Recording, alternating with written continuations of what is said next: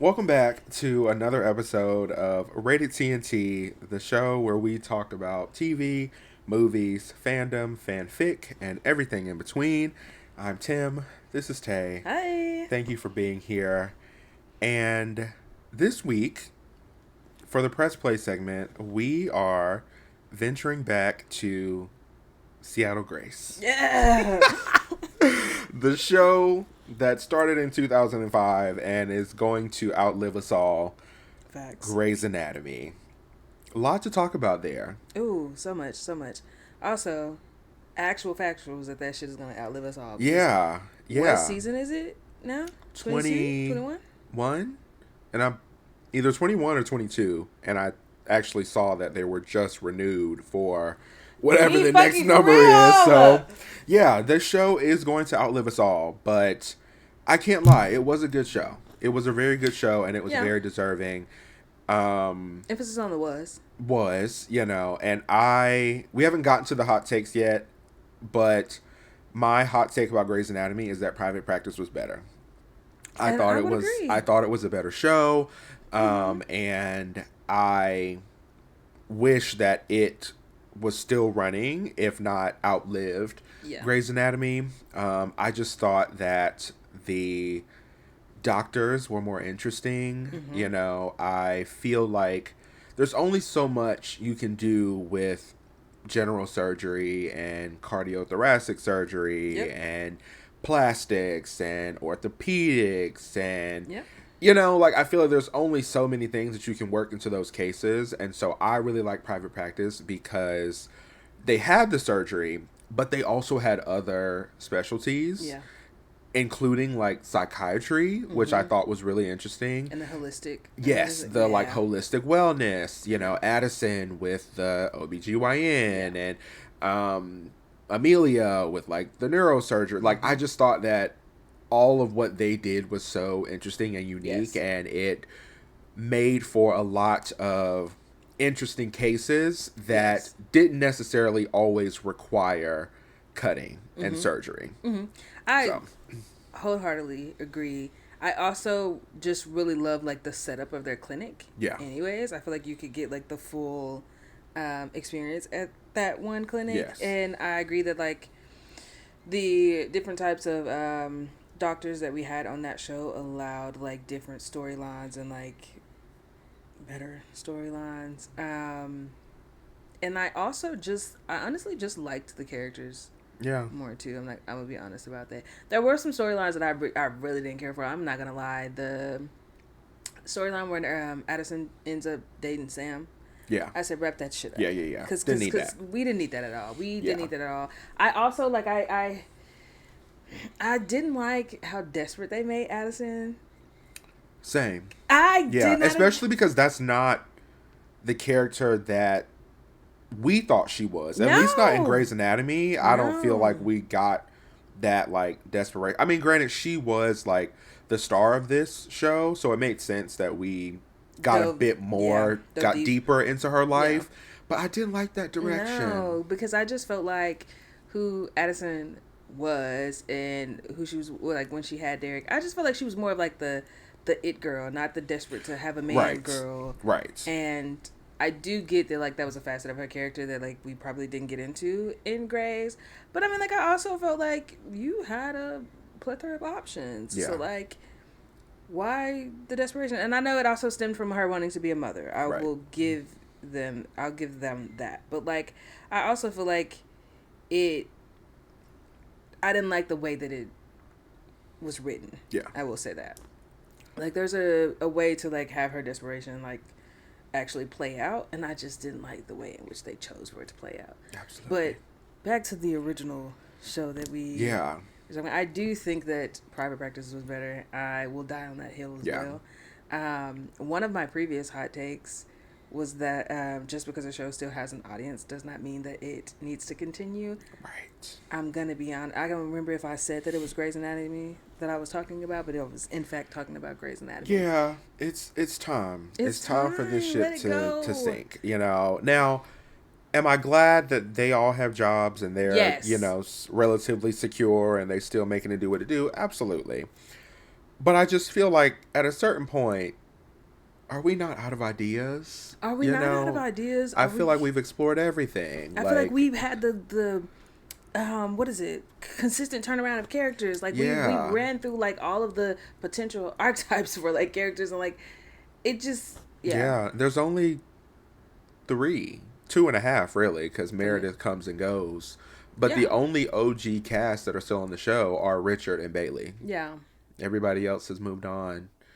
And I think they took that feeling of Grey's Anatomy with them. I just don't. And granted, I watch the show. I don't consume it anymore. Like I truly feel like I am on a runaway train, and I can't just jump off now. Like I have given this show too much of my time and energy, so like I have to go down with this ship. But I'm just watching it, like I don't consume it in the way that I used to, and I just don't feel the connection to the new interns. I haven't for a long time, and maybe somebody else who experiences the show in a different way, like maybe they do, because I do feel like this new crop of interns is very Gen Z coded, so maybe there is somebody out there who like feels that connection to them, and maybe that was the point, to get a new audience into the Grey's Anatomy world. But yeah, I just don't feel the connection to the new interns. They actually irritate me. And I know that that's what they're supposed to do, right? Like they're interns, they're supposed to make mistakes, and like we had our own fair share of fuck ups with our interns too, cutting LVAT wires and shit like that. So I get that that's how they're supposed to be, but something about this crop of interns just irritates me on another level. And I just don't like it. I'm not rooting for any of them. Like there's not a single one that I'm like, oh, I really like you and I'm gonna latch onto you and follow your journey throughout this entire thing. Like you all kind of suck. I think the last, mind y'all, I haven't watched it in a few seasons. I think the last batch of interns that I actually really cared about were probably when Joe and Stephanie were interns. I loved Stephanie down. Yeah, and we'll come back to that. Yeah, we're definitely going to dive a little bit more into the wrongfulness. But anyways, I think that was like the last group, because they came after the episode where Derek was shot. They were after that. Yeah. They weren't there for that. I think they were, and I did enjoy the interns that were in that season as well.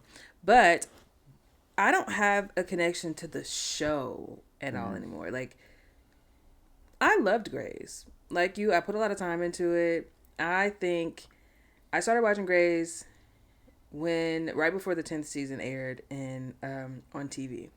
I binged the first 9 seasons. Yeah. The first year of my freshman year of college. Loved it down. Even got my best friend to binge it right after I did, and he got obsessed with it. And so I loved it. Then I started watching the 10th season air, and then my girl left, and Derek was a shitty husband, and then he died, and then like I was just like, actually, what am I here for? Yeah. What I'm here for. At a certain point, it was just kind of like, what else can we do? Yeah. But then also just like, it's not even just like, what else can we do? I just think that, what is the reason that we're still on air for? Like, I get that, like, we have an audience and there are people that want to watch it, but I don't want to see the show get to a point where, like, it's so terrible. Yeah. That, like, and then, like, it'll ruin its own legacy from that, because instead of choosing, I love when a showrunner chooses to say, like, oh, we've done all that we can do. I've told all of the story that I want to tell. I know that people will probably love to have more, but I'm going to wrap it on a good note. I'm going to end it on a good note. I love when they do that, because I hate when it's drug out and then we get, like, either a terrible ending or, like, we're just having a show for the sake of having a fucking show. Yeah.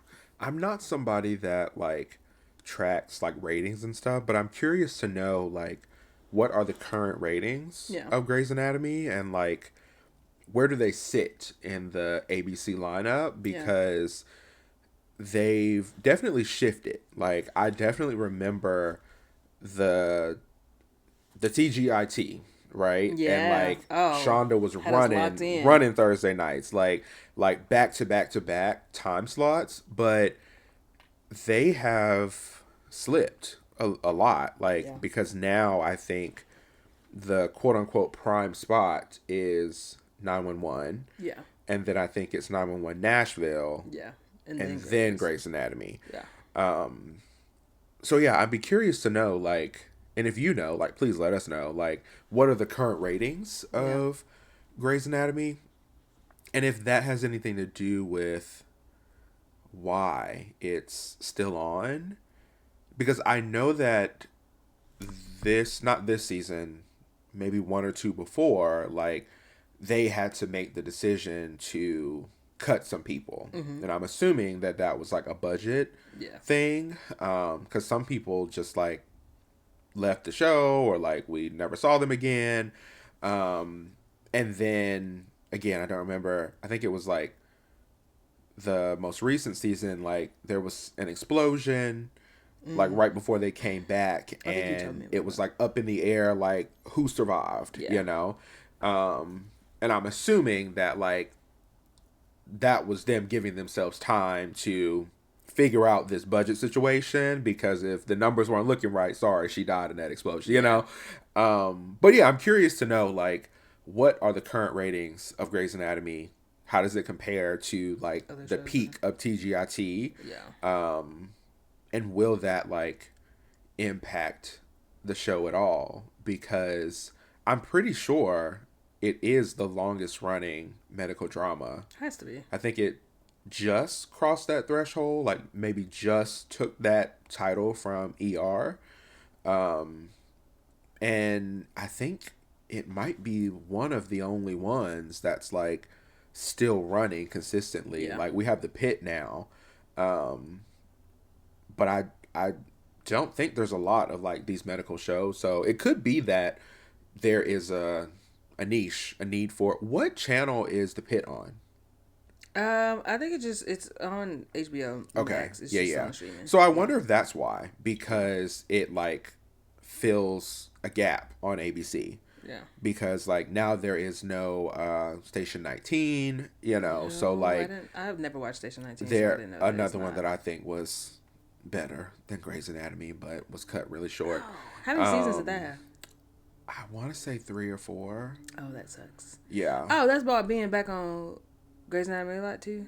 Yeah. I think I've seen his character. Yeah. So he left. He originally showed up on Grey's Anatomy, left because I think he wasn't fulfilled with the surgery or residency program.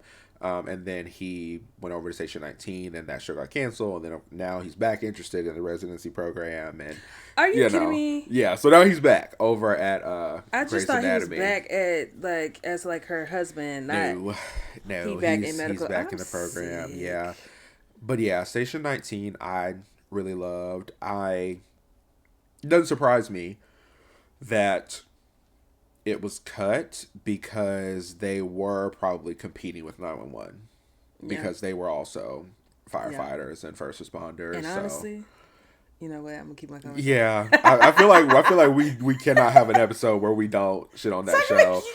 But it's just so easy. It's just so easy. It's easy, but it's also coming from people who were like true diehard fans of like the show who loved it. It is very sad to see where it is now.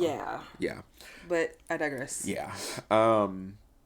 But yeah, I'm curious about the ratings, and I wonder if it fills that gap for ABC, because I don't think that there are any other medical, truly medical dramas. Like, of course, 911 has their first responder stuff, but like truly medical set in a hospital, I think Grey's Anatomy might be one of the only ones like still running. So that makes sense. And I get it, but I also just think that like at some point you should pull the plug. Yeah.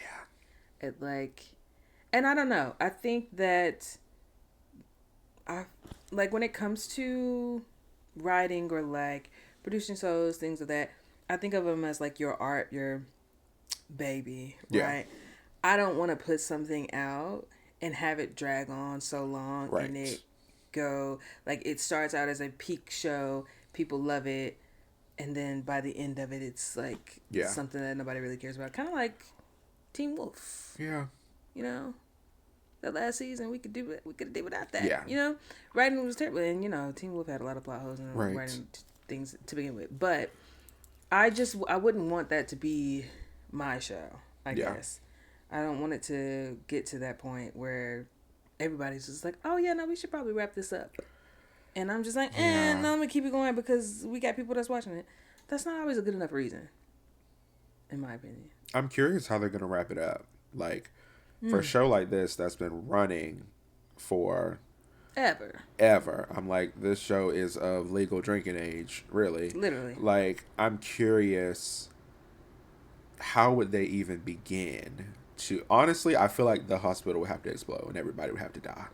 Like, I really, because I'm like, how especially for the people like me who are on this runaway train, have been here since the beginning. Like, I feel like it would be difficult, a tall order to create a finale that feels all encompassing. Yeah. You know, that feels, I mean, I think there's definitely a way to do it. Like, you'd have to bring back a lot of like OG, pretty much all the OG characters. Yeah. But I'm curious, like, how would you even begin to wrap up a show like this? Which I'm sure that's not something they're thinking about, but... No, I don't think it's on anybody's mind. Yeah, but I'm curious to know, like, what would that look like, you know, in a way that feels... I guess respectful of the fans, you know, especially the long-running fans, but also the newer fans. Like, I'm curious to see, clearly, like I said, on nobody's radar right now, but, you know, curious to see, like... 'Cause you just said they got renewed. I think so, yeah. So, no time soon. There's another show that I'm curious about to see if they got renewed. I don't know. I haven't seen anything about that. I have heard people talking about it. Yeah. And I saw, like, somebody say that it was renewed. But I don't know if that is true. Okay. And that's solely because they typically celebrate renewals. Yes. And they'll make it a big thing. And all of the other content creators that I know. Right. That live, like, it's going to come across my Yeah. So I'm like, the fact that they... haven't done anything, haven't said anything, you know, they all on social media, like, just been renewed for season whatever. Like, I feel like if it was certain, like locked in certain, we would have known by now. True. So, I did just see that there's a new CEO or something of Disney or like the ABC network or something like that.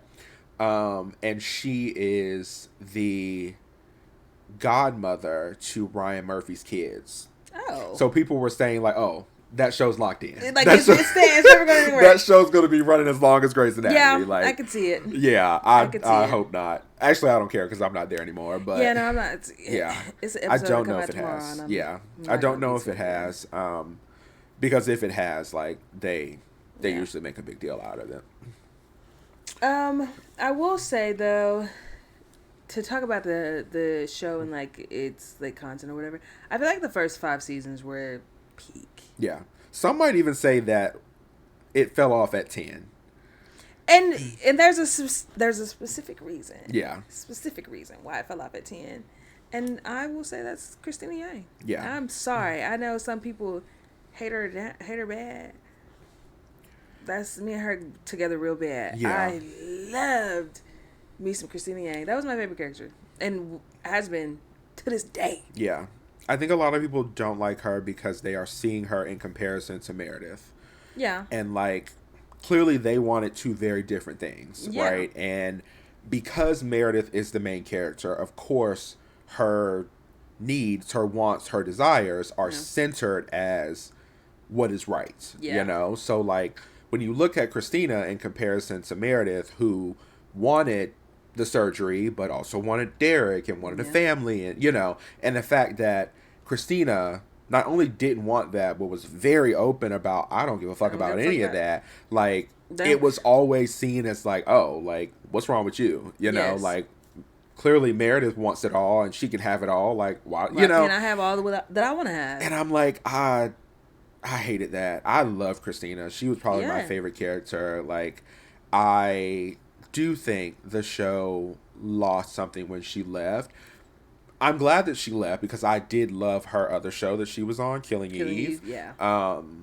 Fantastic. But yeah, I do think that the show lost something. I don't know that I can put a name to it, but it lost something when she was gone. I think having the contrast to Meredith was a great choice, to be honest. I know people... It didn't exist after she was gone. It did not exist. It seemed like, at least for the women characters, like, none of them were as ambitious as Christina. None of them felt the same way that Christina did about surgery.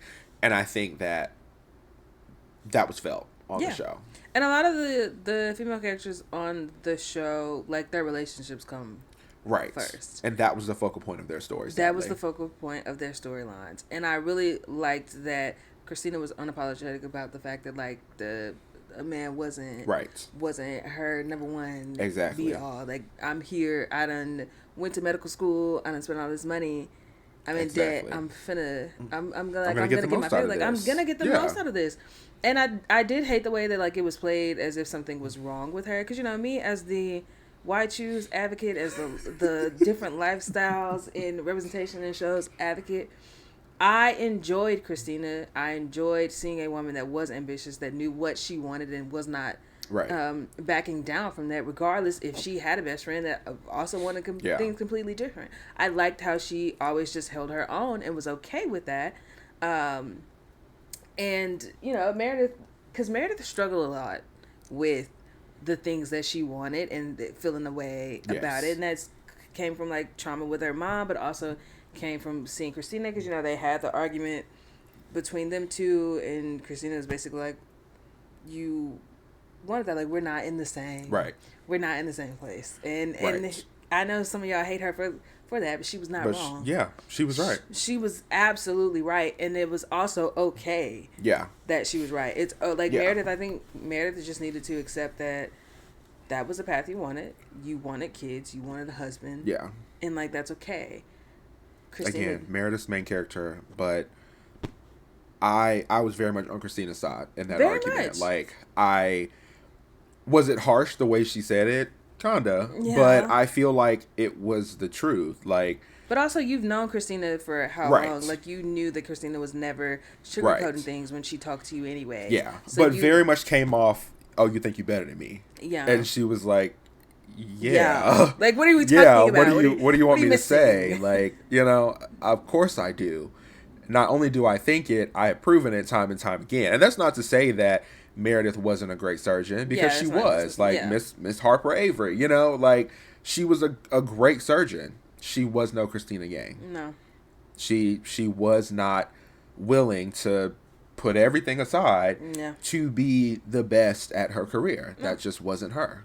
You know, and that's okay. It's like, okay. Because I know that there were probably a lot of people, maybe a lot more people, who connected to the character of Meredith than they did Christina. Mm-hmm. But there's also a lot of people, I'm willing to bet, who connected with Christina. Yeah. And, like, you know, whether they're surgeons or doctors or work in the medical field or wherever, like, I'm sure there were a lot of people who were like, yeah, this is exactly how I feel. Like, you know, do I want a man? Not really. If one came along and, like, fit into my life, then I would do it. If it dropped in my lap, I'll take it. But, like, I'm not. But if he's gonna block me from wrap it up, you know, I'm sorry. I'm gonna cut you loose. Like, you know. So I didn't love that. I didn't love how, you know, especially because the majority of the arguments that they ever had were related to that. Like, they were related to careers and, like, you know, somebody doing something that the other didn't deem as good or respectful or whatever. Very rarely did they have, like, personal disagreements. Like, it was usually always rooted in their careers in some way. And I hated how it was always at least portrayed to be Christina's fault. Yeah. You know, like Meredith is in the right. Like, yeah, the way that you're thinking, the way you're looking at this is incorrect. And I didn't like that because more often than not, I was Team Christina. Same. I just think that I get that Meredith was the main character, but I don't feel like the main character always has to be right. I get that you're main character in like your story, but like no, Christina was right a lot of the times. Yeah. I also love that Christina was who she was from the start. It wasn't rooted in trauma. No. She wasn't done dirty, didn't have a horrible childhood, and it made her heart cold. Like, she knew who she was from the beginning. And that was it. And there were several moments where she was put in a position where she had to choose between who she was, who she's always been, and something else. And she always shows herself. She always shows herself every single time. And I love that as a character, she never folded. She never. And I think a lot of that was Shonda Rhimes. Yeah. Like, I truly attribute a lot of that to her. Because I think that Shonda Rhimes did an interview recently. And by recently, I mean like maybe a few months ago on the Call Her Daddy podcast with Alex. And she had asked her, like, which character do you feel like you relate to the most? And she said Christina. And I was like, I could tell. It was written like you are putting yourself in that character's shoes. Yeah, I love that she never folded. Like, there was never a moment where she was like doubting herself of like, maybe I have been wrong all this time and I need to X, Y, and Z. Like, I love that she stayed the exact same way that she was up until the moment she walked out and left Seattle. And I think that's what made her character likable. I think she was always true to who she was, but also as the person who related to her, because I worked hard for a lot of things in my life. I spent money on degrees. I spent money on this, on that. So you goddamn right that like my interests are gonna come first. If love and marriage or whatever, yada yada, kid. We ain't talking about kids. I don't know. But, like, if that happened to, like, come along, okay, fine. Am I actively making it a priority? Actively? No. Yeah. And I'm not going to feel wrong about it. I think that, like, watching Christina, for me, people was hating her down. But for me, I was just like, oh, it's okay for me to operate how I operate. And, like, that's fine and dandy. I do hate that, like, they always made it seem like she was wrong, because I don't feel like she was wrong. I do think that, like, Meredith also just made some really stupid decisions. Or also Meredith, I think that I don't think that Meredith was like a terrible surgeon, anything of the sort. I do think that Meredith thought a little highly of herself in certain situations, and she did not live up to that. And I think she needed to accept that on several occasions. I think a lot of them treated Ellis Gray's surgery skills like it was hereditary. And it wasn't. It wasn't. Your mom was a well-renowned surgeon and she was making miracles in X, Y, and Z. But just because she was doesn't mean that you are, you know? And I think she rode that Ellis Gray high. Rode the throughout the entire series. I mean, a lot of that was everybody else too. Yes. Like, and I would imagine that there's probably a lot of pressure associated with that as well. But I do think that a lot of the times, like, she was riding that Ellis Gray coattail, and thought very highly of herself and her ability. And again, like you said, that's not to say she wasn't a good surgeon. No. You know, like, clearly she was. But, like, I do think a lot of the times, like, I was like, I think you're thinking about your mom. Yeah, you know? You were talking about the wrong gray hair. Yeah, you were talking about the wrong gray hair. I think she did that a lot. I also just really loved about Christina. Christina had some fire one-liners in the show too. Some of the best. And obviously one of my favorite ones, because it turned out to be fucking true. And like, if Meredith had listened, she wouldn't have a shitty husband. He's not the son, bitch. You are. Yeah. Like, he's not the son, bitch. You are. And he wasn't. And now he's in hell. You know, looking up at us because y'all, Derek Shepherd was a terrible fucking husband. He was horrible. He was a terrible husband. Every time they were arguing, borderline a terrible person too. Yeah, actually. That's probably the hottest take, because I know people were shitting and crying and throwing up when they heard that flat line and she came in there catatonic and was like, Derek's dead. I know they were toe up. Me, on the other hand,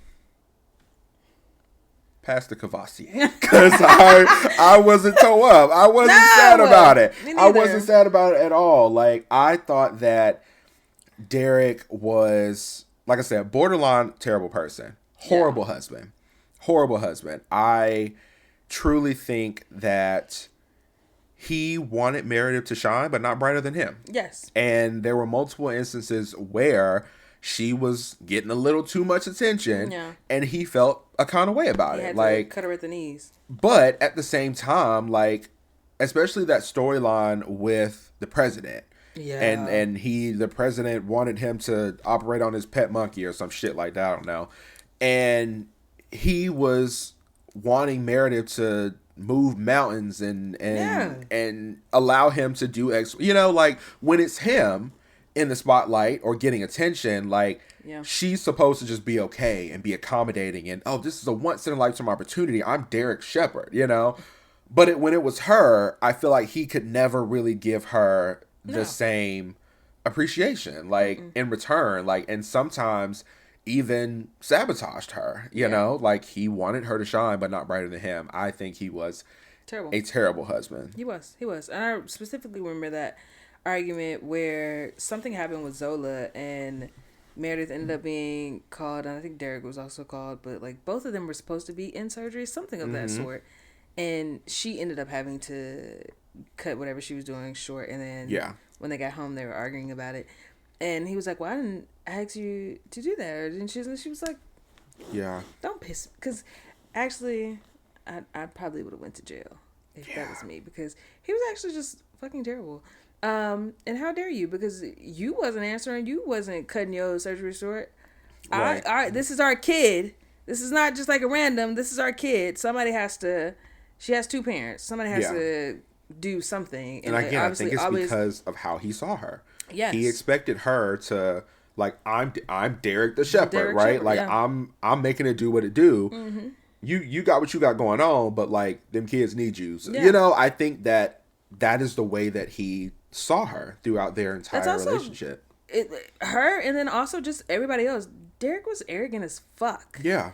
The entire time he was on that show, he was arrogant as fuck. And it showed with how he treated everybody else. Because that argument with Richard, I don't remember exactly what he said, but I remember just like, you think that you're the shit. And you are shit, actually. Yes. So, like, what are we talking about? He was terrible. Yeah. And I hate people that cap for him. And I will never, ever, ever, ever, ever, ever forgive Meredith ass for talking about some choose me. Fuck him.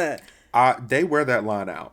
They wear it out bad. And I'm like, I wish that we could just think about what we're saying here. I know it sounded beautiful. It sounded amazing coming from Meredith Grey.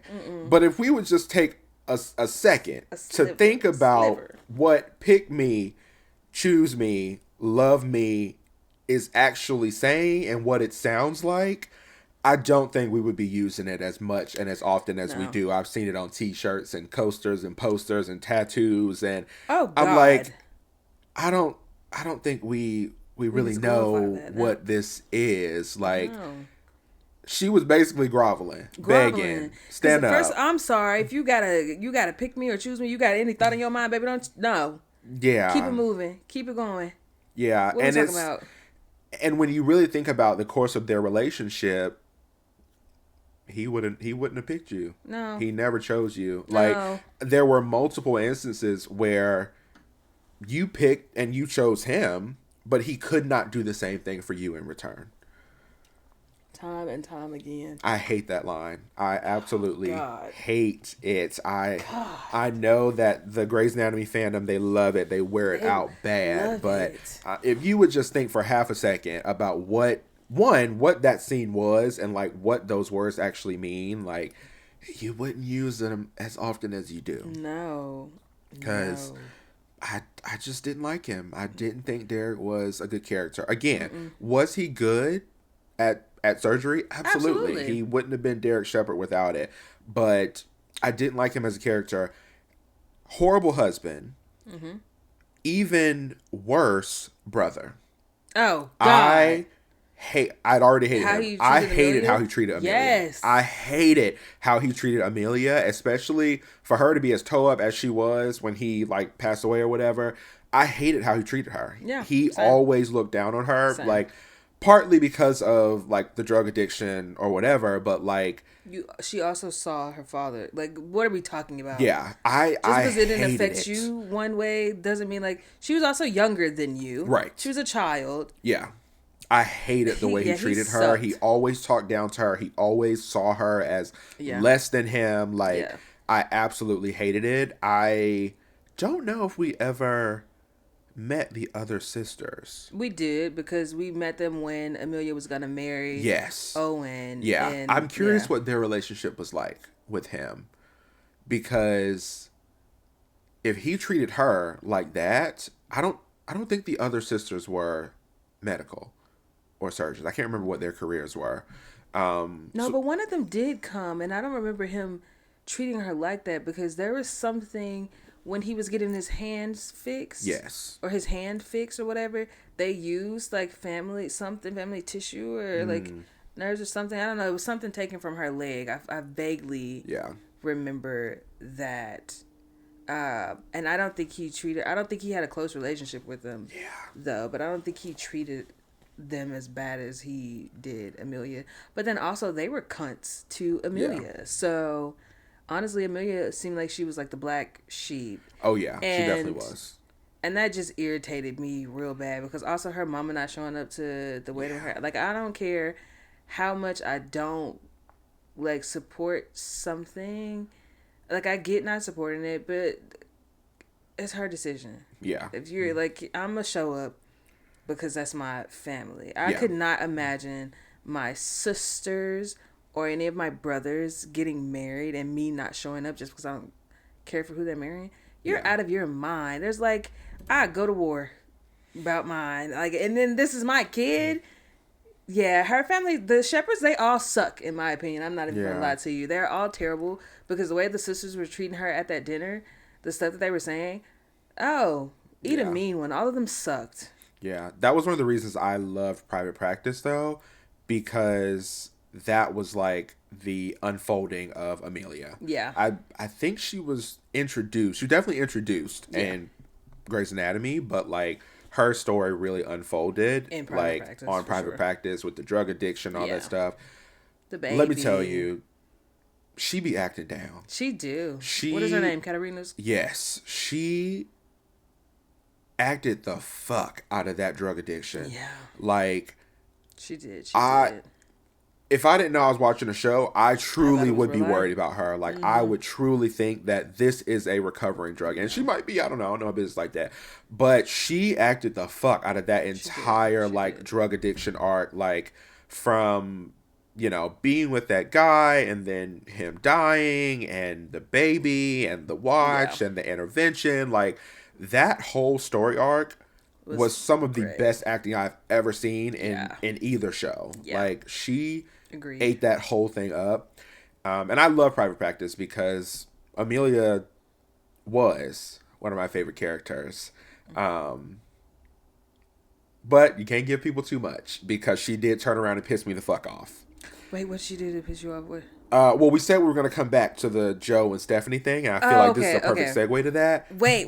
Before you do that, because I want to stay on Private Practice for a second, just to say that I did not care for, like, Amelia's family or whatever. I did care for the relationship that she had with Addison, and how Addison showed up for her. That was one of the things that I really, really liked.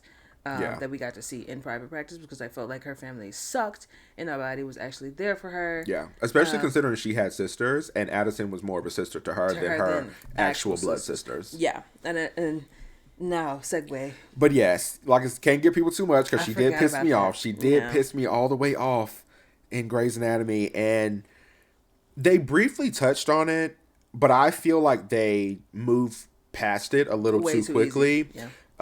If you've seen the show, you know exactly what we're talking about. Yeah. But if you have not, there is a scene involving Amelia, Joe, and Stephanie. Mm-hmm. And I'm going to assume that it was jealousy, because what else would it have been? But Joe, I guess, felt threatened, felt jealous of Stephanie. Stephanie had been Amelia's like right-hand person. Like, they did everything together. Amelia always wanted Stephanie on her service. They work really well together. They communicate well together. They had been a team for a long time. I guess Joe felt like Stephanie was monopolizing Amelia's time, and, you know, she wasn't getting the opportunity to work with or learn from Amelia, and it just spiraled into this jealousy situation, and it essentially led to Joe lying on Stephanie to Amelia.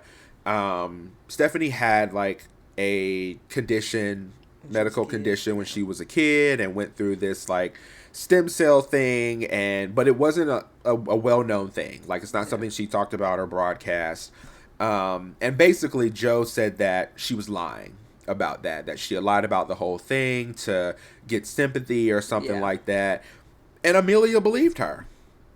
And I was like, you just pissed me off, sister. That really pissed me off. Like, I was rooting for you. So easily believe it. Right. You have been working with even Richard was like, you have been working with Stephanie for months. You always request her. You all work well together. This has been your right-hand person for months. Yeah. All it took was for this white girl to come in here and sow a small seed of doubt. And now a white girl that you don't even really know. Y'all haven't worked together. Yeah. You probably don't know her from a can of paint. Like, but you immediately believed her, and all of a sudden you're doubting everything that Stephanie has ever told you or that y'all have ever been through. I absolutely hated it. Yeah. And I have hated Joe from that moment on.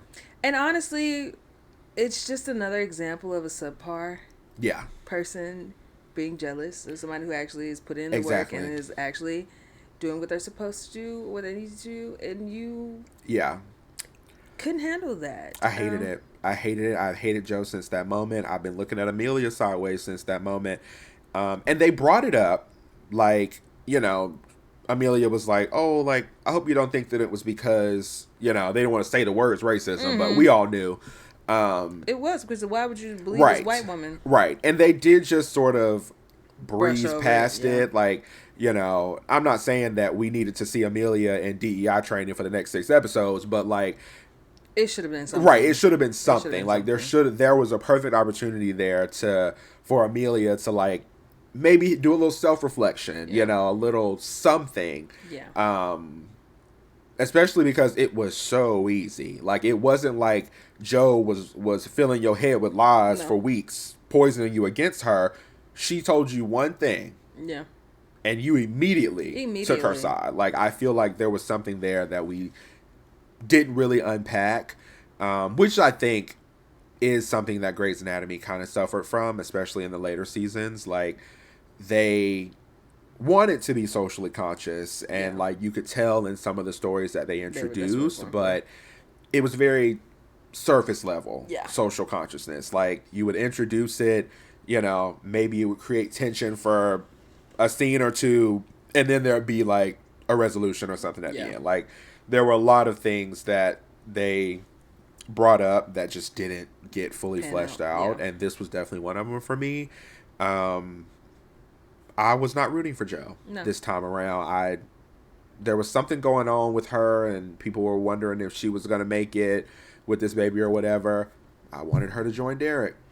I wasn't rooting for her. Like, I was like, oh, I hope she's on the budget cut list, because get her out of here. You know, she is my Owen Hunt. Like, I truly feel like I could have done without you. You really upset me there. Yeah, because like, it was just unnecessary too, in my opinion. But I also think like it kind of mirrors Christina and Meredith. Yeah, because I don't know, Joe, you thought you were a little better than what you actually are, but then also Edwards was dedicated. Yeah. Mind you, this wasn't even the first time that they had been in a situation where Joe, like, did some shit to her, and then we just sort of moved past it. The first time was when that new crop of interns, Joe, Stephanie, I can't remember anybody else's name, but there was the sexual assault thing. I remember that. Or it was like Title IX or something like that. And like HR had gotten involved and somebody had filed a complaint. Okay. And Joe immediately thought that it was Stephanie, because at the time, I think this was when Stephanie was talking to, dating, sleeping with, into Jackson. Okay. And I think this was Leah Murphy, though, wasn't it? Yes. It was Leah. It was Leah who did it because of Arizona. Yeah. But Joe immediately, and in front of everybody in that little locker room, pointed the finger at Stephanie and was like, oh, you couldn't just leave it alone. Like, you just hurt that he wanted April and didn't want you. Oh, girl, fuck you. Like, really just throwing her under the bus. Whole time, it's the other white girl in the room, you know, that you didn't didn't even think about. Like, I just feel like when we talk about bad friends, Joe is on the list. Joe is on the list so bad for me. And, like, I truly hate that Stephanie kept forgiving her, because I just feel like there have been too many instances where this girl has proven she is not your friend. Yeah. Like, and if it really came down to it, she would throw you under the Greyhound yesterday. Yeah. And she did so multiple times. Like, it was like they were friends up until she started to feel threatened. Yeah. Up until, like, you were doing a bit better than her. Yeah. You were getting picked more than her. You were getting chosen to do this or do that. Like, then it was like, oh, we ain't friends no more, and she is going to do whatever she can. She's going to do whatever she can to throw you under the bus, and I really think that Stephanie should have cut her loose. I mean, not drink anymore. Fuck. Sorry, I just had a coughing fit. Yeah, I think that Joe was an absolutely horrible friend. She was. In general, but especially to Stephanie. And I hate that Stephanie was the one that left. Yeah. Granted, she did go through something traumatic with that whole... That guy, Yes, serial killer, whatever he was, situation. Yeah. So I understand why she left. But I hate that she was the one to leave. And honestly, if she were to come back, that might get me again. Yeah. Yeah, no, because I loved her character. Speaking on the traumatic things that she went through, also, why the fuck this hospital ain't been shut down? You know? Because at this point, that's my thing with, like, it continuing to go on. What more can y'all have happen at this hospital without people wanting to... Yeah, I'm truly surprised why people keep going there. Why y'all aren't the only hospital in the area. Like... I'm surprised that there was no episode of, like, somebody investigating y'all. Because, like, the amount of stuff that happens at that hospital is insane. Yeah. And I get it's entertainment, it's a TV show, but, like, y'all supposed to be realistic. Y'all doing COVID seasons. Yeah. We should probably talk about what would actually happen if all this shit was actually happening at And these weren't hospital. minor things. Like, these are all very big, newsworthy things. Yes. Like, if I was a citizen, I wouldn't even want to drive past there. No. I'd be scared something come fly out and land on me. Y'all got bad luck over there, right. Like, something is going on here. Like, I would never want to set foot in there. No. Yeah, it's truly surprising that nobody was like ever like, oh, we need to look into this because y'all got bad energy or something real bad going on over here. Like, yeah, that hospiral. It has to blow up with everybody in it. Like, I feel like that's the only way that this is going to end. There are some also other things, like you were talking about we were talking about the ways in which some things were written. I also didn't enjoy them having Alex leave a letter and then go be with Izzy. Yeah. First of all, Izzy keeping the kids from him was one crazy thing anyways. I don't know, that their whole storyline, I did not like that at all. I just don't feel like that would have been the way in which it happened. I feel like they should have put a little bit more thought into that one. Yeah, especially for, like, characters who have been on the show for a long time. Like, I think Christina got a perfect send-off. Yes. Like, her leaving the show, did it suck? Was I sad? Absolutely. But it felt good. Yeah. I felt like them also using Burke in it. Right. Like, I felt good about her leaving the show. Like, it felt full circle. It felt complete. Him leaving the way that he did. Now, am I happy that he left Joe in the dust? 1,000%. Absolutely. But it wasn't fitting for his character. No, maybe when we first met him, yes. But, like, I feel like Alex Karev had probably one of the best character developments of the entire show. So, for him to seemingly revert back to Alex 1.0, like, it just didn't feel fitting. You know, it felt like all of the development that had been done for him was wasted. Like, I just do not feel like he would just, even if he just up and left Joe, he would never just up and leave Meredith. No. Like, after everything that they had been through, like, he wouldn't just up and go and leave her a letter. Like, especially because, like, after Christina was gone, he definitely filled that space. Yeah, he was our like person. They were always close. Well, not always, but, like, once she was gone, he definitely became her, like, best friend. Yeah. So I just find it hard to believe that he would just up and leave, and, you know, especially if he was going to be with Izzy. Like, Meredith know Izzy. Like, why did you think that she wouldn't be supportive? Like, oh, tell Izzy I said, hey, kiss the kids for me. Like, you know, it just felt weird. And I wonder if it was abrupt.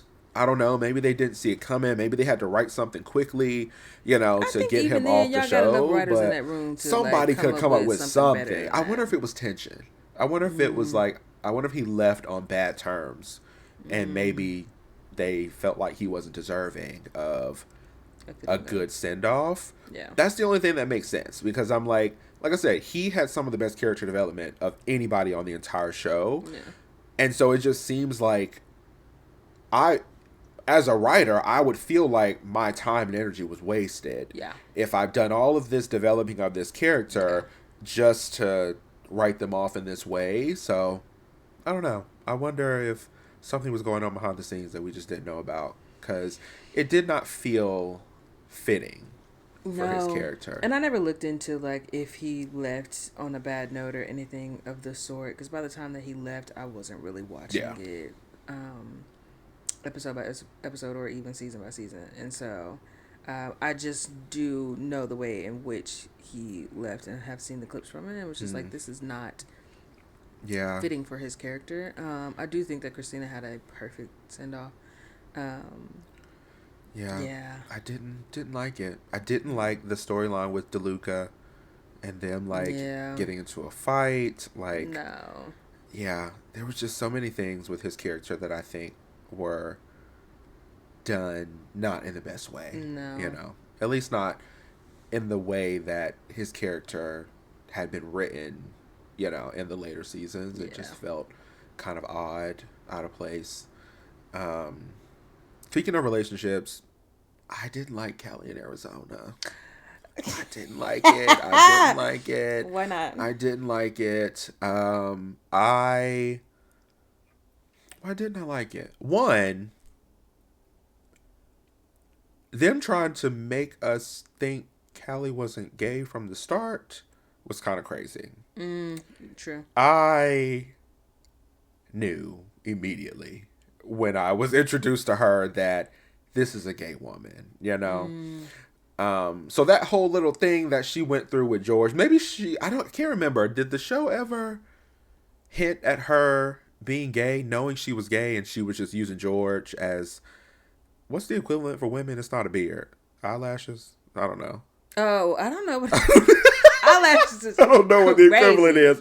But, like, I can't remember if they ever alluded to, like, she knew that she was into. I don't think so, because I think Callie had always been bi. I think that was they it? did. I think that they.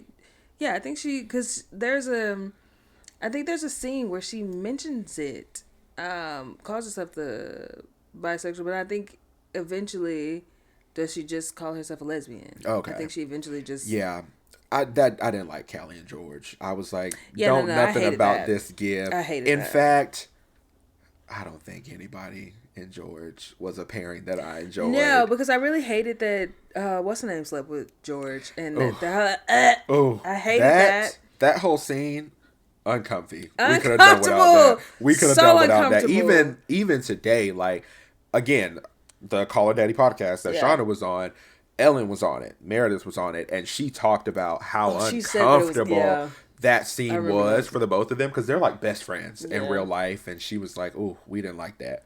I was like, "No, good to know," because we didn't like it either. No, I did not want to see that in there. Nobody wanted that. Nobody wanted to see that. Yeah. How Meredith handled it after the fact, I fucking hated it.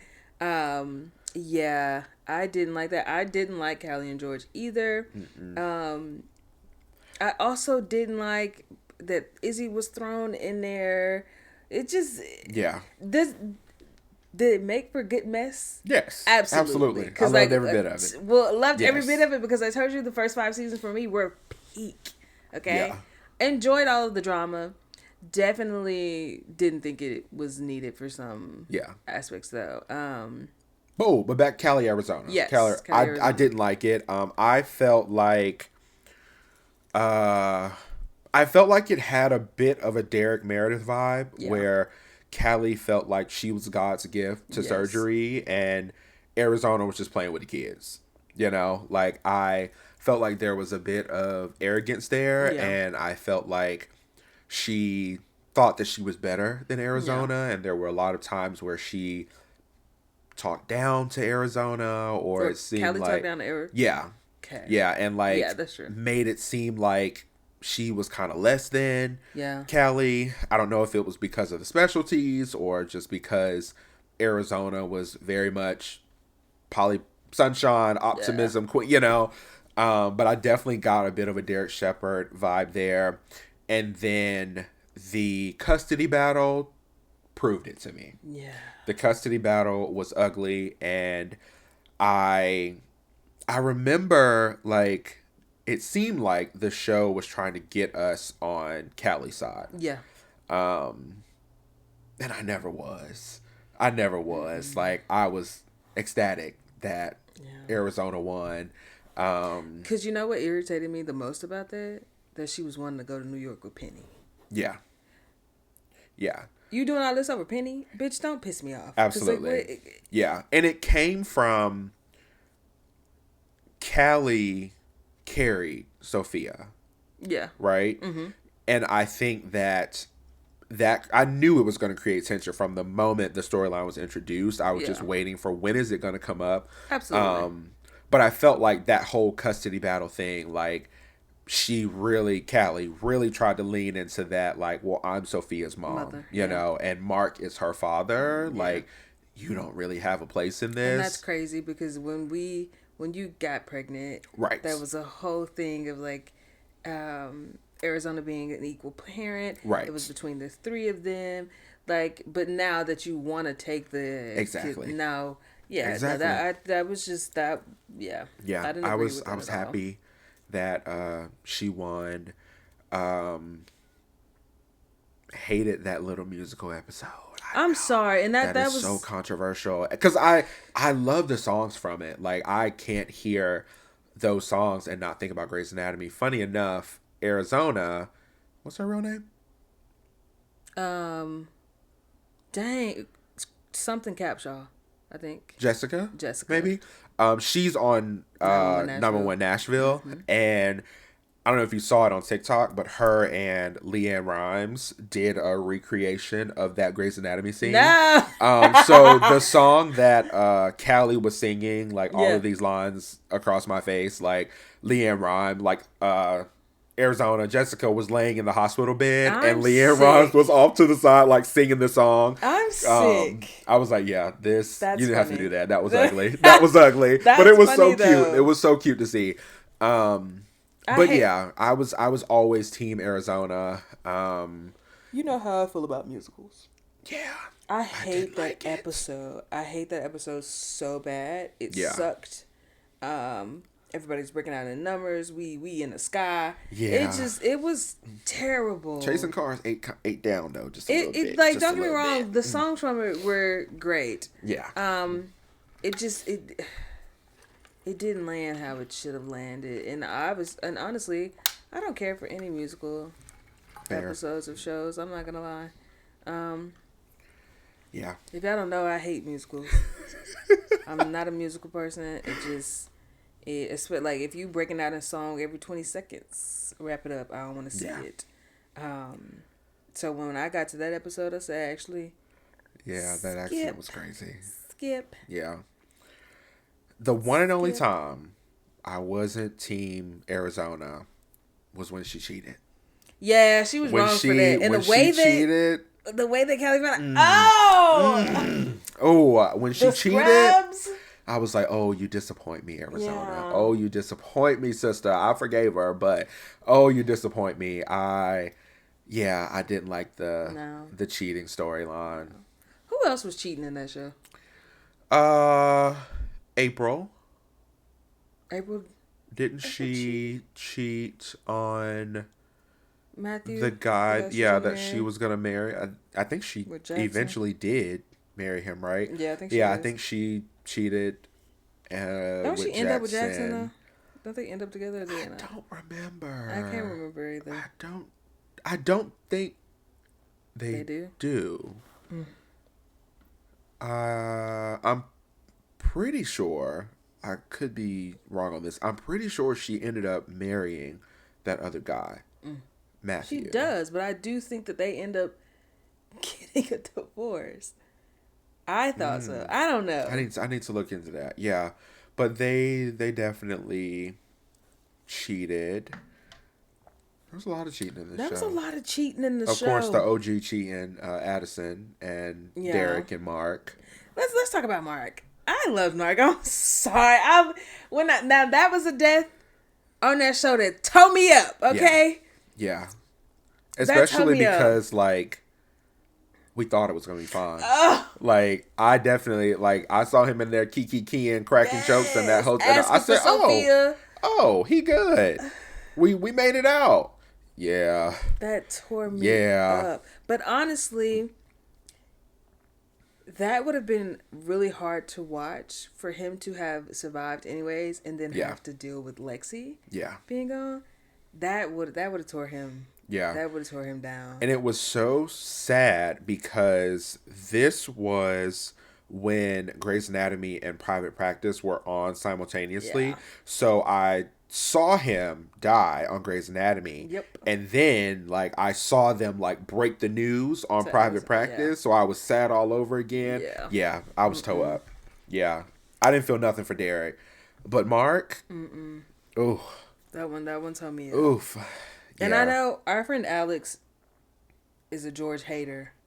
George O'Malley hater. But I did, in fact. That one tore me up, too. Yeah. That one tore me up, too. Yeah. 007 was also intense. Oh. It was also... Meredith, Ellen did great acting when she figured out it was him. I said, oh.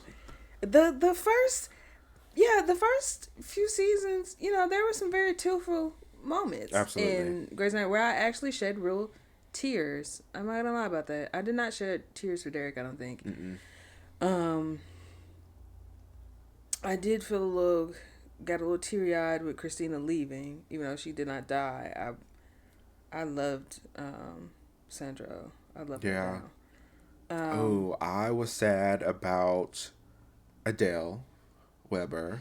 Yeah. That one. Oh, yeah. That one got me. That's another cheating ass. Richard. Oh, Richard. Yeah. I was sad about Adele. I was sad about Maggie's mom when she died in the hospital. Yeah. Meredith's black sister. Yeah. And why we have to bring back why she always got so many sisters? That's right. Wrap it up, actually. Yeah, it was definitely giving charm just a little bit. Yes. New sister introduced every season.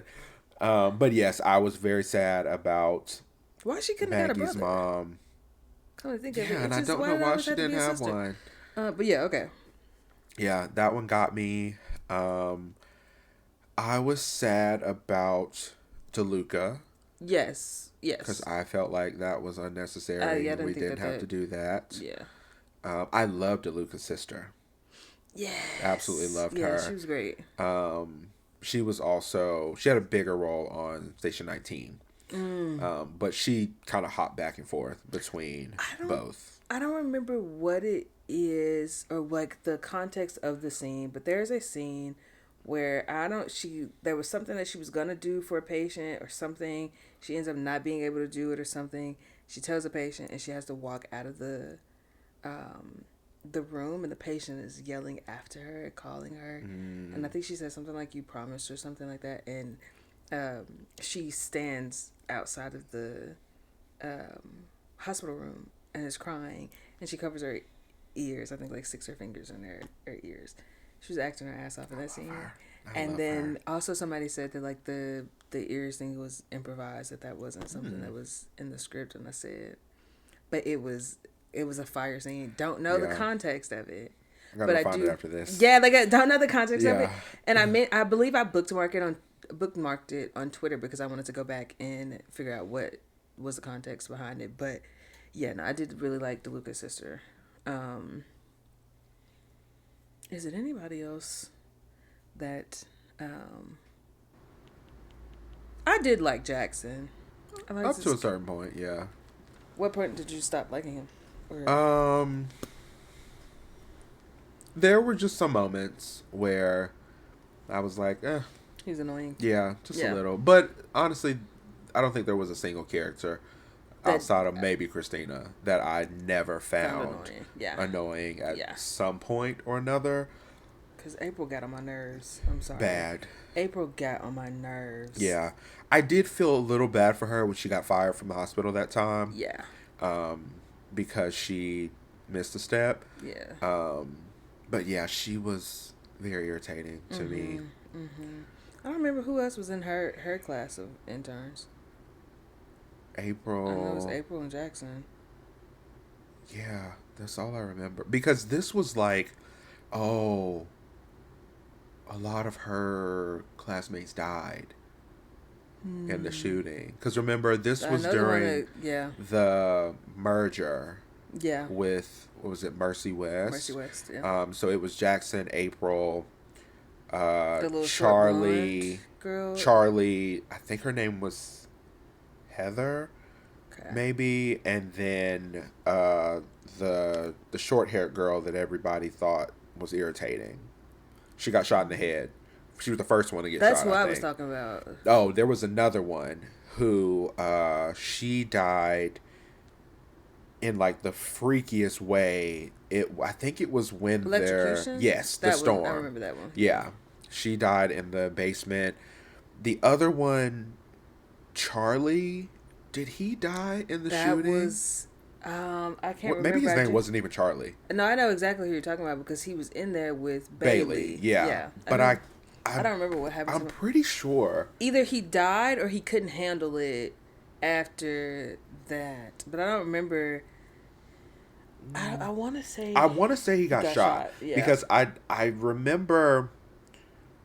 I feel like I remember in the scene, Bailey watched him. I think she did. I'm pretty sure they were in the room. He was in the bathroom. Yeah. And the shooter, and she was under the bed. She covers her mouth. And he did get shot, and then he like pulled her from under the bed or something like that. Yeah. So a lot of at least a handful of the ones in her class like died. I forgot about that. But yeah, she was definitely a little irritating. Yeah. Who else? There's been so many characters like all up and through that show. Like, I think I might rewatch the first 10 seasons. I ain't going past those were the best. I think I might do a rewatch of the first 10 seasons. Yeah, those were the best. I didn't like the COVID season. I know that they were just doing what they had to do. Yeah. I also feel like that was them soft launching Meredith leaving. Yeah. You know, granted, her getting paid when I'm sure she got paid and she spent most of the season laid up in that bed. Yeah. Shout out to you, sister. Wish it could have been me. But I do feel like that was them like soft launching that she's not going to be on the show as much and like trying to see if the show would survive without its namesake. I didn't watch the COVID season because I was trying to escape that shit in real life. Yeah. I know that like this is a realistic show in the same way that like they addressed it on other shows that like are obviously set in modern times. I get it, but I think like we were dealing with it, and I also had family members who had passed from it, and so like I was just like, actually, yeah, I'm okay on that. Yeah, she spent most of it in a hospital bed. What was wrong? Like she had COVID. She had it. Okay. Yeah, and she, most of it was spent like having hallucinations, and so there was a scene where Lexi showed up. She was in her hallucination. She was on a beach. Oh, I think I've seen. And like different people would come and visit her. Because George visited her. George came. Lexi came. I think I've seen those. I think maybe like the guy from like the early seasons with the bomb. Yeah. Why do I feel like he was in there too? But basically, she spent the whole season like, on a ventilator type situation, and was having Derek showed up, having, these hallucinations, talking to different people. I forgot to mention that Lexi's death tore me up too. Oh, bad.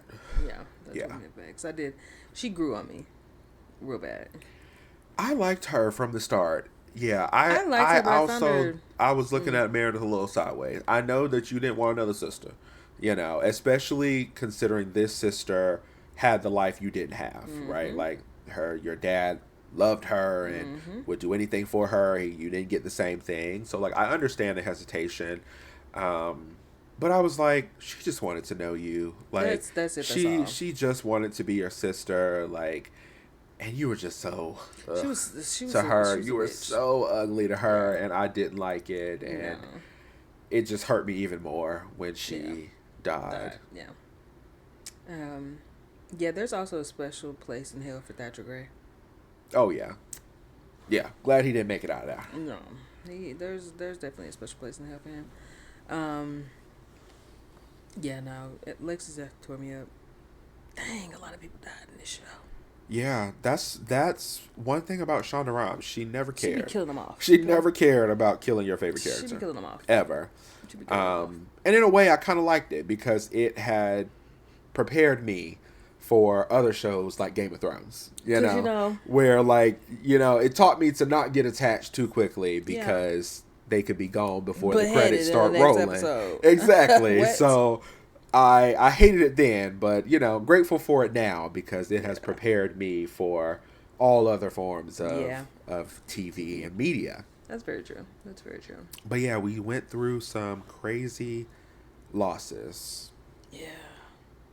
Crazy losses. Meredith being one of them. Hell. Listen, the number of times, again, in the same way that somebody should have investigated the hospital, I'm so shocked that there was never a point where Meredith was like, look, this is too much. Enough is a fucking enough. She done used all 9 of her lives at the damn hospital. Enough, okay? Yeah. Especially like when she like had kids, I would think like of all the horrible things that have happened to you in this hospital, in this job, like and now that Derek's dead, like it's time for you to go. It's time for you to wrap it up, mama. Like you got to think about your kids, like because they had put her through some shit in that job, and they did. They truly did. Great. But she wasn't tired of it, so yeah. If she like it, I love it. Not really, but that's what she chooses to. I'm trying to think. I don't know. I do think that, like, it's a huge show, very influential, very much a fan favorite. Yeah. I've obviously had binged 9 seasons of it and was hooked through the first episode. And I was like, oh, okay. Yeah. I'm on this bed. I wonder how many people went into a career in the medical field because of Grey's Anatomy. Oh, because everybody thinks they're doctors. Everybody thinks that, like, if something happen, you included. Oh, me too. I was to say you included. Absolutely. Absolutely. If there's a pileup outside right now, you got it. I'd save everybody with a paper clip and a straw. I'm sick. Tracheotomy, I got it. Oh, with a pen? I got it. A Whipple, I got it. I feel like we watched this show. I feel like I would know. Yeah, but that definitely was me. Like, I wanted to go into the medical field because of Grey's Anatomy, and I didn't watch it while it was airing. Like, I watched it all later, and Grey's Anatomy and Scrubs were heavy in my rotation, and I was like, I need to do this. Yeah. And I told myself, I was like, I don't want to be a doctor. I don't want to be a surgeon. I want to be a PA. You know, because they still get to do all the stuff that doctors do, but don't necessarily have to go to school for 17 years. You know? Yeah, I took my first chemistry class, and that was the end of that. You know, yeah, same. Because I don't, mine didn't come from Grey's Anatomy, though. I had felt like I wanted to do it beforehand. But did Grey's Anatomy help that? Yeah, for sure. But me and math don't go together. Yeah. And science is like, I'm okay in it, but not enough to be somebody's doctor at all. Yeah. But yeah, I think that is going to wrap up our press play segment for this episode. There are still so many things that we did not talk about, didn't touch on. The LVAD wire, Christina operating at gunpoint, Denny, Derek getting shot. Like, there's still so many things that we did not touch on. And if we were to touch on that, we'd be here all night. Yeah, we could probably do a follow-up episode. Yeah. I feel like we should, because there's so many, like, other things that loop in my head about this show. Like, we didn't really talk about the plane crash and Arizona losing her leg, and just so many, like, other things that, you know, I feel like that show gave us that. Yeah, we could probably come back and, like, do an episode that is specifically about the events, the big events that happen. Yeah, pretty much every season finale. Because they had something going on every time. They really did. Yeah. But yeah. So, we are now going to move into segment 2 called 2 Takes, where we give you 2 hot, cold, lukewarm, subpar, par takes. Am I starting? I think you are. This week? Okay. I think you are. My first take for this week is that a horrible TV finale, can retroactively ruin an entire series. No matter how long the series ran for, how many seasons it is, a horrible ending can ruin an entire show. Actual factors. For you. The first one that came to mind, that I'm sure comes to everybody's mind, is Game of Thrones. I truly feel like, why would you, as a writer, as a showrunner, who has put extensive time, effort, and energy into building a show, a project, characters, giving them backstories and character development, why would you want to throw all that away with a half-ass, subpar finale? I just feel like it undoes all of the work that you have put in, and nobody's happy with it. You know, and using the example of Grey's Anatomy, not Grey's Anatomy, well, Game of Thrones, because no finale for that in sight. Using the example of Game of Thrones, even the actors hated it. Yeah. Like, even the people that worked on the show are like, yeah, I don't know why that happened. I don't understand it, you know? So, yeah, I just feel like, why are we doing that, you know? And I know sometimes things happen outside of our control, and, you know, projects end and we don't know that they're ending, but why? You know? Yeah, no, I definitely think that, like, it sucks to put so much time into a show and then you get to the end of it and the ending is terrible. And, like, for me, that will ruin it for the rest of time. Yeah. I will not go back and rewatch it because I know how it's going to end. And I know that I'm unhappy with the ending.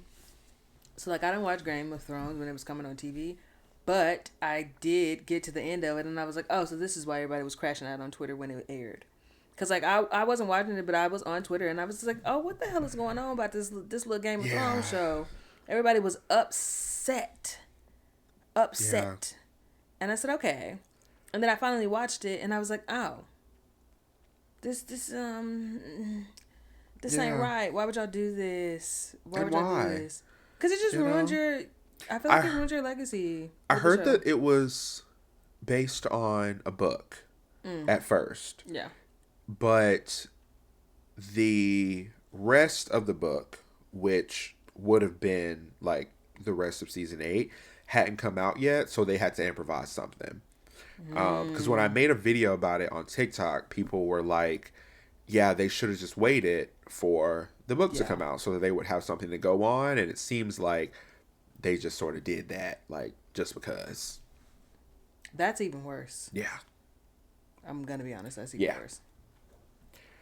Yeah, and it's just sad because I loved Game of Thrones. I really did. Yeah, but it's a great show. To this day, I just feel like I can't enjoy it anymore. No. And that ending sucked. And one of the things in that ending that really pissed me off, Cersei? She deserved a far worse death. They should have peeled her skin from her body. Yeah. Her Bob should have been on the other side of the kingdom. Should have been on the other side of the kingdom. It was like, she definitely deserved worse than that. You got to die with the person you love? No. Yeah. No, she deserved worse.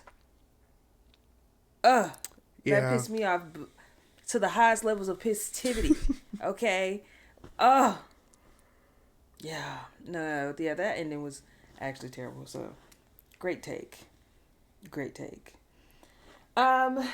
My first take for the night is diversity in films and TV shows should also include diversity in lifestyles and paths, not just ethnicity and sexuality.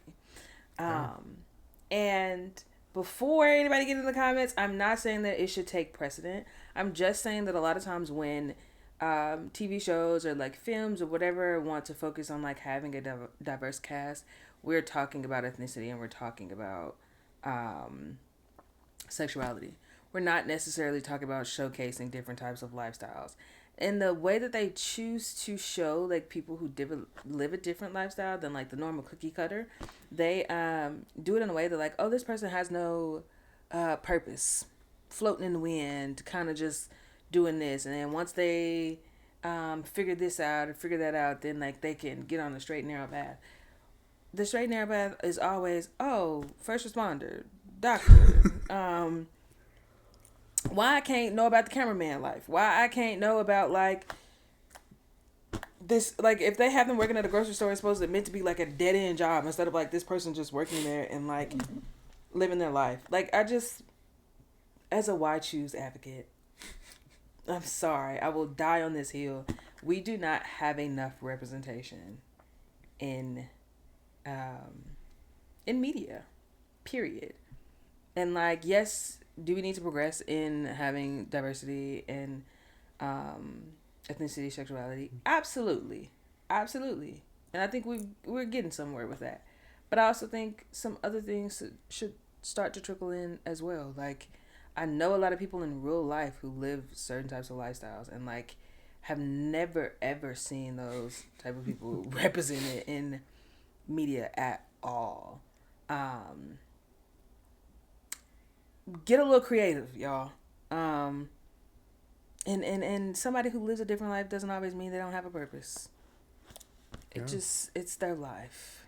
It's their life. And I need us to get with the times. Everybody's talking about, everybody's so creative and like progressive, but like not really.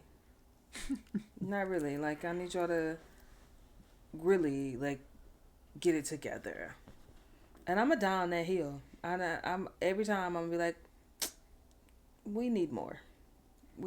I think you tagged me in a comment today. Watches. Yeah. Said that I'm the watches advocate, and I said, oh, I was summoned. I am in fact that person that will scream to the high heavens that like we need more of everything in media. Like I don't feel like I've ever been accurately represented to like the fullest in a show. Like there are people that I feel like I relate to in certain capacities, but like yeah, I don't know. I feel like we get the same characters, we get the same professions, we get the same everything, and I just don't. I feel like that's also another conversation because I always feel like there's a lack of original characters, a lack of originality when it comes to TV shows and films. I'll save that hot take for another episode. Yeah. Yeah, I think a lot of show writers write projects from the perspective of their own lives. Yes. And because they don't necessarily experience other forms of lifestyles, whatever, like they don't know how to write those into their projects. Yeah. And I think in order for us to get to that place that you're talking about, like they need to stop seeing diversity as a checkbox. Yes. Like facts. Oh, I have a black lady in my show. Yep. You know, oh, that man's gay, you know? Yep. And I think even beyond that, like seeing diversity as only those things that you can see. Like you can visibly see somebody has a different race or ethnicity. You can visibly see that somebody is gay. Like, but there are a lot of aspects of diversity and difference that are things that you can't see. Absolutely. You know, like things that like are a big part of people's lives, you know, but they're not necessarily the things that show up on screen. And I think a lot of that is because they just don't know how to write.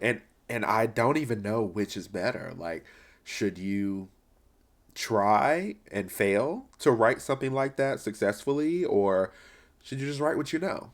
You know, stick to what you know that you can do well. Like, I don't know what annoys me more, because I feel like I've seen both. You know, like I've seen both where, you know, a show is, the cast looks a certain way. Like you can tell that this is the checkbox diversity hire. You know, like they're written in a way where they don't have like a clear story arc of any kind. Like they're really just there just to enhance everybody else's story. But I have also seen projects where people are trying to write something different or unique, you know, like autism or ADHD or something like that, and it just goes terribly wrong, you know, like whether it's because they don't know a lot about it or they're leaning too heavily into stereotypes about it. I don't know which one is better. I don't know, it's hard to say which one is better, but I think that I would have respect for someone who takes the time to like, I feel like if you want to perfect your craft, like it's you going outside of the box, you learning things, you doing research, and the research isn't just Googling on your phone. It's also, if I want to write a story about a culture that I'm not well versed in, I want to speak to somebody within that culture. I'll spend time with people within that culture, like the same way that we were taught. I don't know if everybody else was taught, but I feel like when you were taught to write a paper, research papers in school, you were taught ways in which to find information. I feel like just because you are a good writer doesn't mean that like that gives you all the tools to write about every character. And while it would be safe for you just to write about characters that you know, or characters that you've interacted with, or like it's based on your own life, I think you could also expand not only your comfortability, but then also expand your craft. And like, I think, for me, I like to consume information. I also like meeting new people. Right. I also like meeting people that have like certain experiences that like I've never had, or like live certain lifestyles that I never knew was possible. All of these things. I'm like not a tape recorder, but like I'm taking all of these things in, not to necessarily write a character, but like just because I enjoy it. And sometimes you'll learn more from that than you ever could in a book or a classroom. Ever could in a book or a classroom. I think when somebody just continues to write about a specific set of characters, you lack the honing of your craft. I feel like you lack actually wanting to be better at it, because like that's something that you're used to. You're in within a box. And I get that if you're not comfortable writing these other cultures, how do you get comfortable? Yeah. How do you get comfortable? Now, I have seen some people that have done research and still been terrible at it. But then get somebody to beta read it, baby. Yeah. You don't have to do everything by yourself.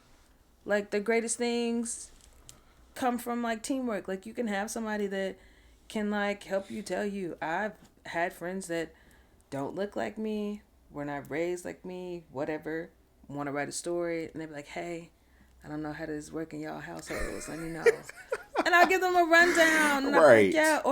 What do y'all use that bonnet for? Yes, like I'd even like give them a rundown and like have my mama answer it. I've had my granny answer some stuff years ago for stuff like that. And it's just put something into your craft, okay? Yeah. Like include these other characters, include these other lifestyles, and like I get that you might not be comfortable, but I feel like the ways in which we learn and become better at things is going outside of that box of comfortability.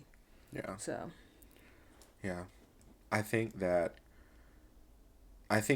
over time this will become true in almost every field, but especially that one in like creative fields. Just because you have a certain job title or role doesn't mean you're the smartest person in the room. Facts. And the second you start to realize that there are other things that you can learn from other people around you at the table, that will help you to hone your own craft. Yes. Because you don't know what lives at your table, you know? Like, you don't know what experiences they have that could help inform something that you're doing or thinking. And you're missing out. Because I'm not going to lie, some of my best ideas about things, or even like my best, because obviously y'all, I like to talk to people. I had a 30-minute conversation with a lady today that I met, never seen her before. She ended up asking me, I said something about TikTok. She has her own podcast, sat there and talked 30 minutes about plants and black people. And, but she said a couple of things about her life and like how she went from her current job to the next job, and I have like new ideas about things from that. But like I say that to say that a lot of my best ideas or the thoughts in which I have like about certain characters or like writing or anything of that sort, even like my content, comes when I have conversations with people. I don't get anybody, if I'm just going off of my own perspectives, like I can't think of everything, you know what I mean? You having conversations with you say things, never would have thought about it in that way, never have thought about some of the things that you point out. Same with like our friends, same with like my family. Tim just sat up here and heard a conversation with my brother who called before we started recording, and he says things that like will spark something. Like conversation sparks a lot, and you miss out on a lot of things if you're not talking to the people that are at the table with you. And that's it. Yeah. Only listen to your own voice will lead you astray. Okay, my second take is that a lot more fandoms thrive on dissatisfaction than they think, and fulfillment would crumble them. Yeah. The one that's like at the forefront of my brain is 911. Yeah. Is the buddy of it all. Like, I know that people are getting tired of the queer baiting, myself included, right? Like, I feel like, especially as someone who has been on this ride for years, right? Like, we have seen over and over where it seems like, okay, we're finally getting there. You know, they start to do the outside of the show press, and it's Buck and Eddie here and Buck and Eddie there, and you know, they're talking about relationships, and it's all pointing towards this thing, and then it never happens, right? Like we've all been there, we've all been clowning. There are probably still some people clowning right now, but I think that this fandom, a lot of fandoms, thrive on that dissatisfaction. Because when you think about the fix, the edits, like, I don't know that all of those things would exist if we would have got Buddy Cannon in season 4. It wouldn't. I don't think it would. Like, and do I hate it for you all? Because I'm not on that train no more. Do I hate it for you all that are still, like, I don't want to say clowning, but, like, hoping passionately for Buddy? Yes. You know, and this isn't me saying it's never going to happen, because it could happen tomorrow. I don't know. But I like the dissatisfaction. I like that Buddy isn't canon, because I feel like the fix eat because of that. Yeah. Like, they eat because of the glances, heated or otherwise. Like, they eat because of the bumping of shoulders and the this and the that and the Chris and this comment. Like, they eat because of those things, you know? And do I think that we would still get fix and stuff if they were together? Absolutely. Yeah. They would not eat the same way. I don't think they would. Malik. Exactly. The fix don't eat like they the don't. Fix eat. They don't. They don't because couple. They are a canon couple. Yeah. Like, nothing fuels creativity like spite. Yeah. And y'all did this terrible. I'm gonna write exactly. Better. Yeah. I can do it better. You know, and they always do. Like, they do. I feel like that's such a fine line, gray area to be in, because like, who doesn't want their ship to be canon, right? Like, who doesn't want the satisfaction of saying, like, oh, I saw her from the start and I was right, you know? But at the same time, I'm not in a rush. No. Do I want to be baited for 20 more seasons? No. But I'm also like, I don't need it to happen tomorrow, because like, I know that whatever the scenes are, like, and now like fic writers have gotten to the point where they will write scenes that didn't even happen. Yeah. Like, if Buck and Eddie don't interact at all in a scene, they will fix it. Yeah, they're like, actually, Chimney, get out of here, and that was actually Buck. You know, like I just love the creativity that comes from dissatisfaction. I feel like dissatisfaction creates participation. Yeah. Like, fans fill this void, you know, with the theories and the everything else, and it wouldn't be the same if we got what we wanted. Honestly, I don't even know if that's what I want anymore. No, because I don't think they would do it right. That's a separate thing. Like, I feel like for this show in particular, I would be more worried about them getting together than not, because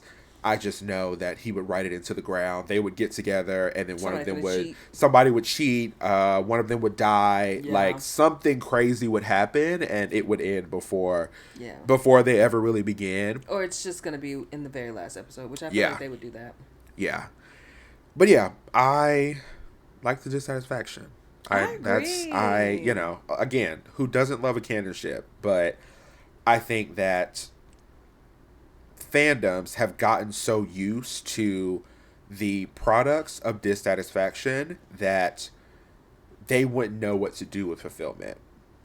True. If it were to happen, like, I think people are so consumed with wanting it to be true that I don't know that you necessarily are thinking about what you will lose if it does become true. Like, I think that's one of the reasons that, like, Steric in the Teen Wolf fandom is still continuing to thrive today, because it never happened. That show's over, so there's nothing but a void to fill. And a lot of the ships, like, the basis of fandoms is creating ships like that you desire to be together, and most of them aren't canon, don't happen, and so a lot of, like, the foundation of fandom stems from dissatisfaction with the actual show that you're watching. So I feel like for a lot of people, fulfillment will end your identity, you know. And if it actually does happen, what's there to fight about? What's there to fight for? Ooh, because the girlies be fighting bad in the fandom. They be fighting. But yeah, that is my hot take, is that I think that and I say we because I'm in it too, you know, like, it's not me pointing the finger at y'all, like, we all in it together. I think that we have gotten so used to the byproducts of dissatisfaction, we wouldn't know what to do with fulfillment. Facts. My second take for tonight is that you do not, in fact, have to be a cookie cutter version of yourself to be successful. I really genuinely hate the idea that we all have to fit into this mold in order for us to be successful. And each and every time we get on the internet, there's somebody critiquing somebody for doing this and doing that, and like feeling like some people shouldn't be in rooms because of how big their personalities are, or like they're showing joy and showing like expressions of themselves and being who they genuinely are, and it being a problem. Let's clarify.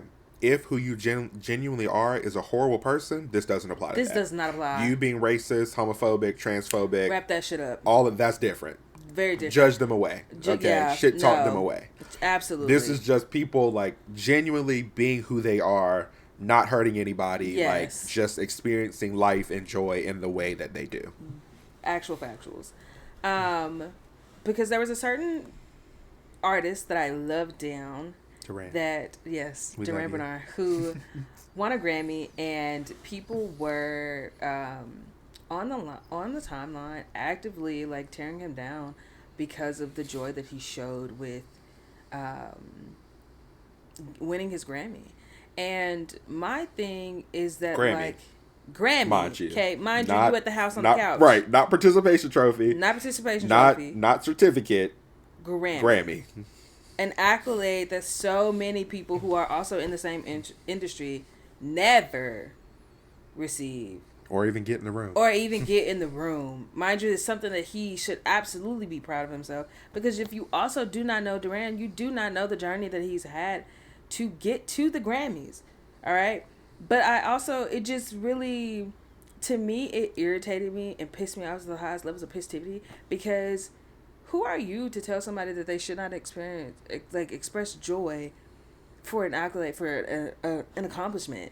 Like, that you don't know any of what it took. And even if it was something that was so easy for him to obtain, it is still an accomplishment. And he has the right to accept it in however fucking way he wants to. I don't like that people feel like in order for you to be in a room or to receive something or judge your success based on how like you show up as a person versus the talent. Because if we talking vocals, we talking range, maybe we talking about the talent there, absolutely Grammy was well deserved. Should have been in the room far before. So what are we talking about? I did enjoy that, because if y'all didn't know, I love me some Duran. Sorry. I love him down, okay? I love him down. Have been a supporter, been a fan for a very long time. And so I was happy, extremely happy that he won. And then I was extremely pissed off to get on the timeline to see people saying they shouldn't have given him one. One, first of all, who gave it? He earned it. Shouldn't have given him one because he was running up to the stage, because he was showing joy for an accolade. And to me, it just begs the question of why do we also respectability politics? I take that back. Especially when it comes to people that look like us. We often dim our lights, feel like that we have to show up in this certain way in order to be accepted into a crowd. And I would like for us to be freed from that, because no matter what we do, we will not be accepted. We will not be looked at on the same level in any capacity. And so one of the things that I really loved about Duran was that he always has unapologetically been him. No matter what space, room, anything that he's ever shown up in, he has always been him. And regardless of other people feeling like he should not, he's won an award that like so many artists, which is the award of the award. Like, what are we talking about? So many people, artists like dream of winning Grammys. And here's this black man who has been true to himself, been true to his craft, and like won this. And it was annoying to see people tearing him down. And I really want us to be freed from the shackles of feeling like we have to be this certain version of us that will be palatable to people who will never find us to be palatable. Yeah. Like, it's just, that's all. Like, I want us to be free from the idea that there's a certain mold that we have to fit into to be successful. Like, your talent alone. Like, I do get that, like, you feel like there's a time and a place for something, and I feel like that was a time and a fucking place for him to be joyful for that. I feel like that, like, there was nothing wrong with him in the way in which he showed up at the Grammys. And I just don't agree with, like, tearing down somebody who's accepting an award for their work, for their art, for their craft. You know what's insane? And I don't know why I didn't think of this when you first started talking. The same conversation is not being had about Lola Young, who and no shade to her. She earned her award as well. The exact same thing. She was literally running so fast the camera couldn't even catch her. Like, they couldn't even catch her. Sick. They couldn't even catch her expression. Like, she was booking it. So and hers was on, like, the main show. So, his was like during the pre-show. She was moving so fast the camera couldn't even keep up. And she sprinted on stage, got her award, was overwhelmed, cussing all in her speech. And yet the same conversation is not being had about Lola Young when they had basically the same response, you know, and hers was bigger because it was on the main stage and on TV and everybody saw it, you know. So it makes you wonder, like, what's the biggest difference there? I think we see what the biggest difference is. I also think that the biggest difference was the people in which who were doing the critiquing. Yeah. Because I saw people that looked like me saying that he should not have acted that way. And for me, that goes back to respectability politics. Yeah, feel like because why? Because why? You feel like if we act a certain way in front of this crowd, that, like, it would make us more deserving. It'll make us more fitting. It would allow us to be more accepted. And, like, I think one of the things that when I became an adult, because I also went through phases of, like, going to a PWI and, like, wanting to fit in and yada, yada, yada, and feel like I'd be accepted or whatever. At no point in turn will you ever be accepted into that group or looked at as one of them. And, like, that's just it. That's all. Not to get, like, deep off into it, but it's not. So it's not a possibility. This goalpost that, like, they're aiming for, it does not exist. And even if it did, it would keep moving. Even if it did, it would keep moving. You will never do anything. You can change your hair. You can change the way that you dress. You can change the way you talk. You're gonna be. Montana. Look. Yeah, she ate what she ate with that. You can change your hair. You can change your clothes. You can change your mind. Just the way it goes. Hey, down with them lyrics. Come on, Hannah Montana. But it's never going to be enough because when you talk in a certain way, what do they tell you? Oh, you talk. We've all been there. All been there. Yeah. All been there. Like, it's just, it's not. It will never be enough. Mind you, him being who he is what got him there. Him being who he is what got him there. And, like, a couple of y'all, I will be quite honest, a couple of y'all did get blocked. Because one thing about it, it's a lot of things that I play with. Durand Bernard and people disrespecting him, that ain't one of them. It's never going to be one of them. I genuinely love him down. I love everything that he's represented. And I love the way in which he shows up in the world. And I was actually watching his Tiny Desk concert before I came to record this podcast episode. Like, I have a genuine love for him as an artist, and just as a human being. And I don't stick behind people that play these games of tearing people down. So I do think that we should all get it into our minds that, like, your success is not measured by this version or cookie cutter version of yourself. It's measured by your talent. It's measured by... Mind you, y'all on your couch. Y'all at home. And he had the Grammys. Grammys. And well deserved. Yeah. And the fact that you're even able to say that means that you are looking up at him. Yeah. Because if you were above him, if you were ahead of him, you wouldn't see nor care what he got going on back there. Like the fact that you can even sit and say that means that that's because you can see him way up there above you, you know? Yeah. And to Duran, baby, I love you. I'm glad that you got down. Love you down. I'm glad that you come be on the show. Look, we love you.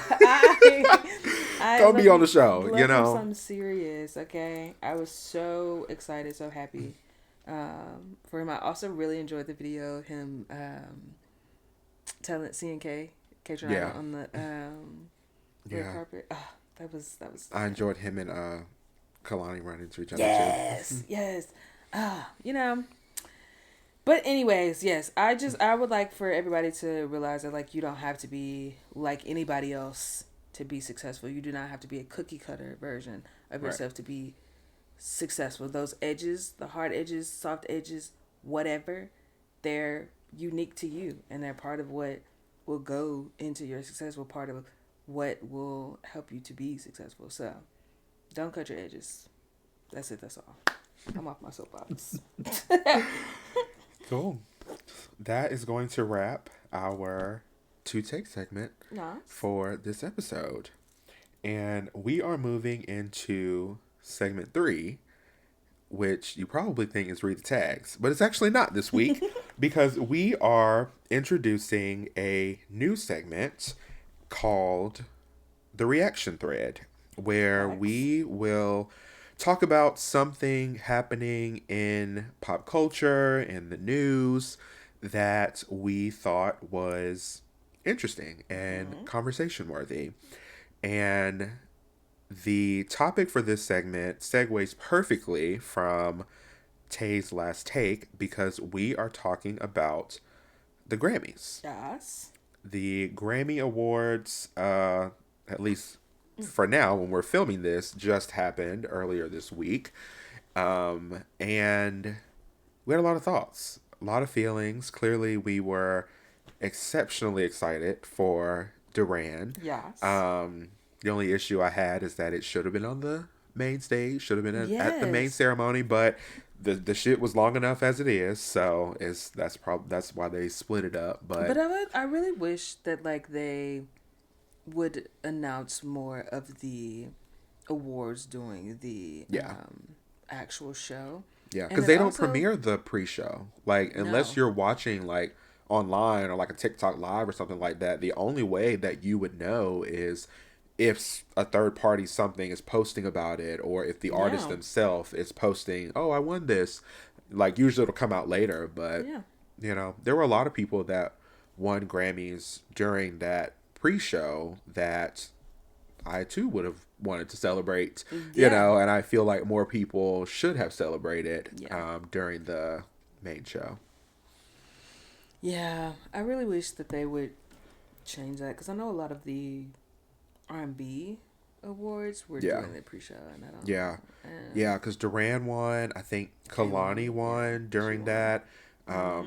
Samara Joy. So she was the jazz one. Yeah, she won, which I think that might have been her second or third one. I think so. One of my favorite artists, which I literally just found out today, Lofi, also won.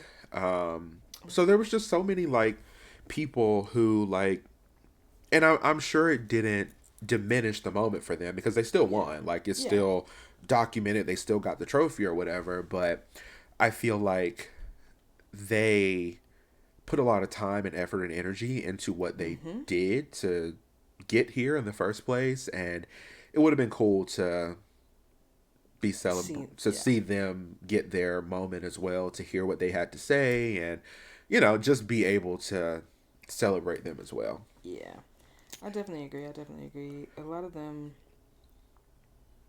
it just, I think it was 9 or 10 maybe awards that was actually doing the show. Which is crazy when you think about it, and the majority of the show was ads and commercials.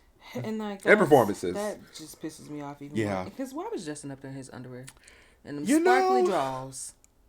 I don't know. And I saw something today where I guess the person who is responsible for the performances it has been talking a lot about different things. Like he talked about Lady Gaga's performance and how it was supposed to be this massive thing, but we were on live watching it. And I remember saying, like, because she had a show in Tokyo the night before, and I remember saying, like, is she gonna make it back in time?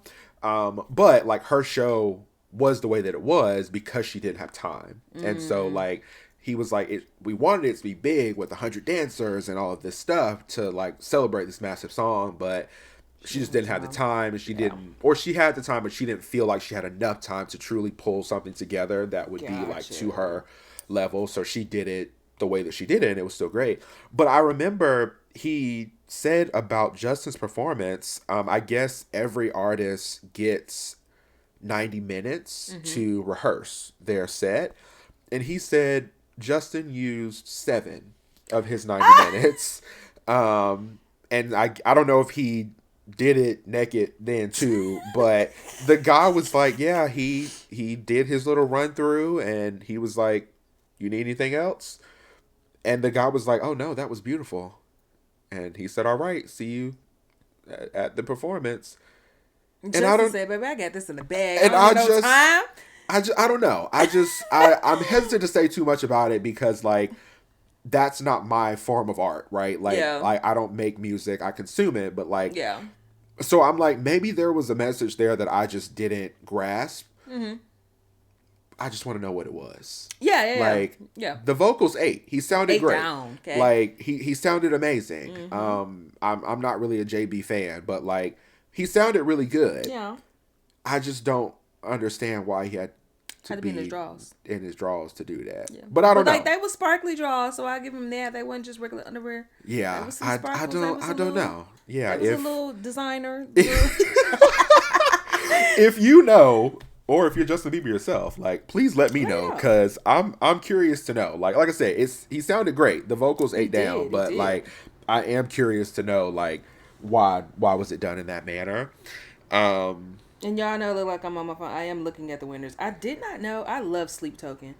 They're a band. I did not know that they were nominated for best metal performance, but they lost. I didn't know that they were nominated.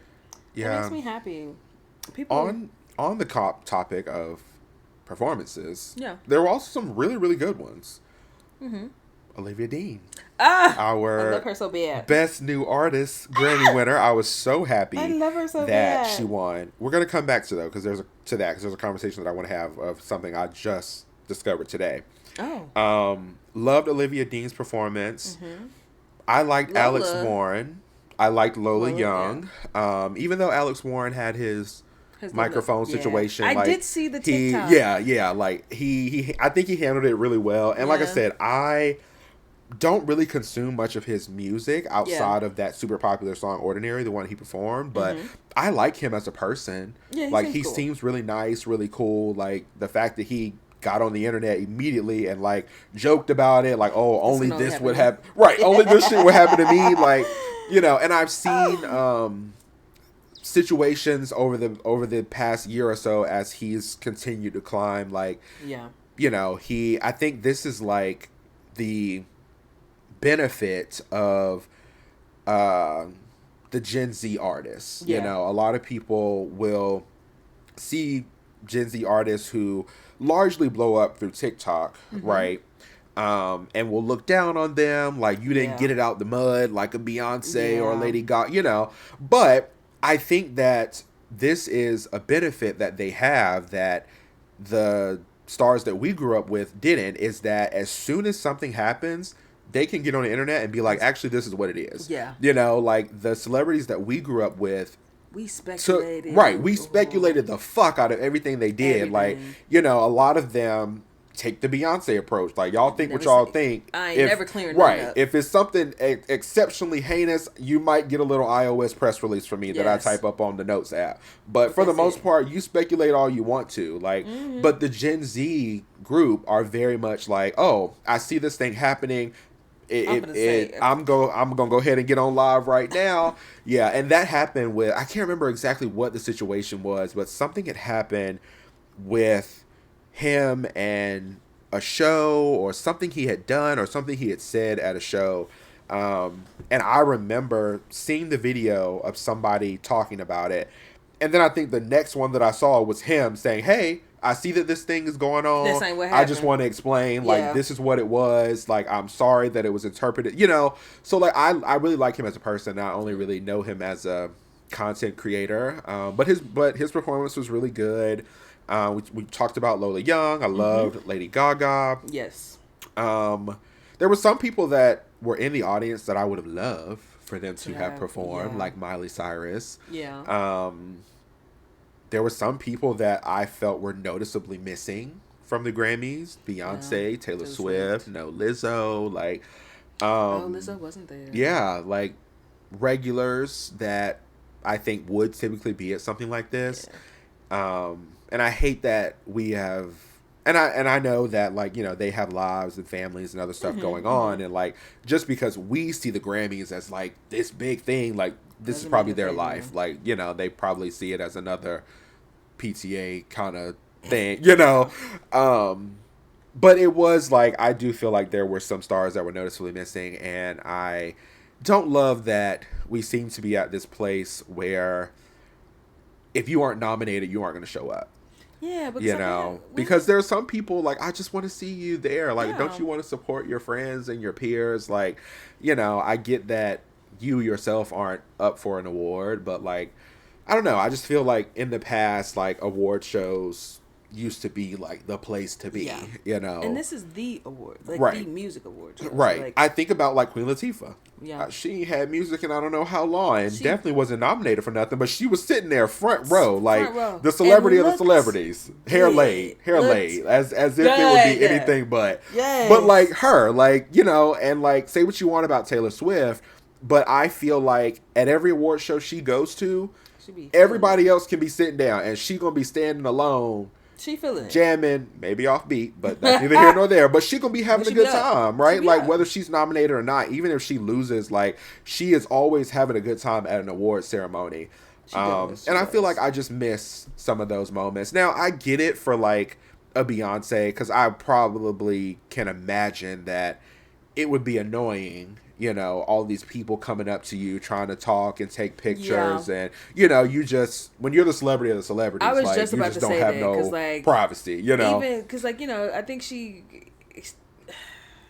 Yeah. For us, like, we let her down, but like she is in fact also a celebrity to celebrities. Like, she's and at a certain point, it's almost like you going out on Target. Yeah, you know, like all these people coming up. Right. And she looked exhausted. Like I know she's Beyonce, she gonna smile through it and take all the pictures, but like I feel like the last time I saw her at the Grammys, which was like the Cowboy Carter time when it was nominated, like there was like a line of people to talk to her and take pictures and hug, and I'm like, it would get exhausting. I would not come. I don't want to talk to nobody. I don't want to see nobody. It would get tiring. But yeah, I wish that more of them would show up, you know, to support their peers and stuff, even if they themselves aren't nominated.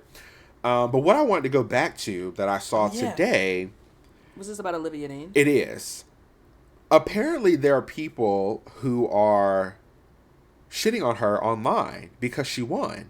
And they feel like whatever that band was, I can't remember the Marias or something like that. They were they were also in the category with her. I think they were the first ones to perform. And I know that because it was abrupt. Like, they came back from commercial, and I was expecting Trevor Noah to be like, oh, the Marias. But it came back from commercial, and they just started singing. Like, the very Evanescence-esque group. It was very, you know, very angsty type music. I'm pretty sure that's their name.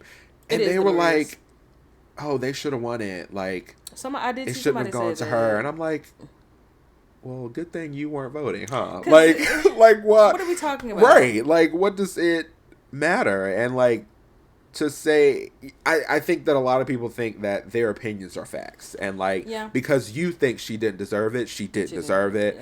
And I think you should free yourselves from that.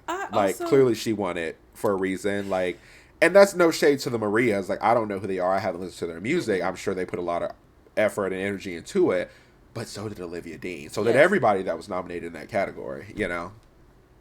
regardless of how you may feel about them personally, because there was one performance that I was like, oh, girl, what are you...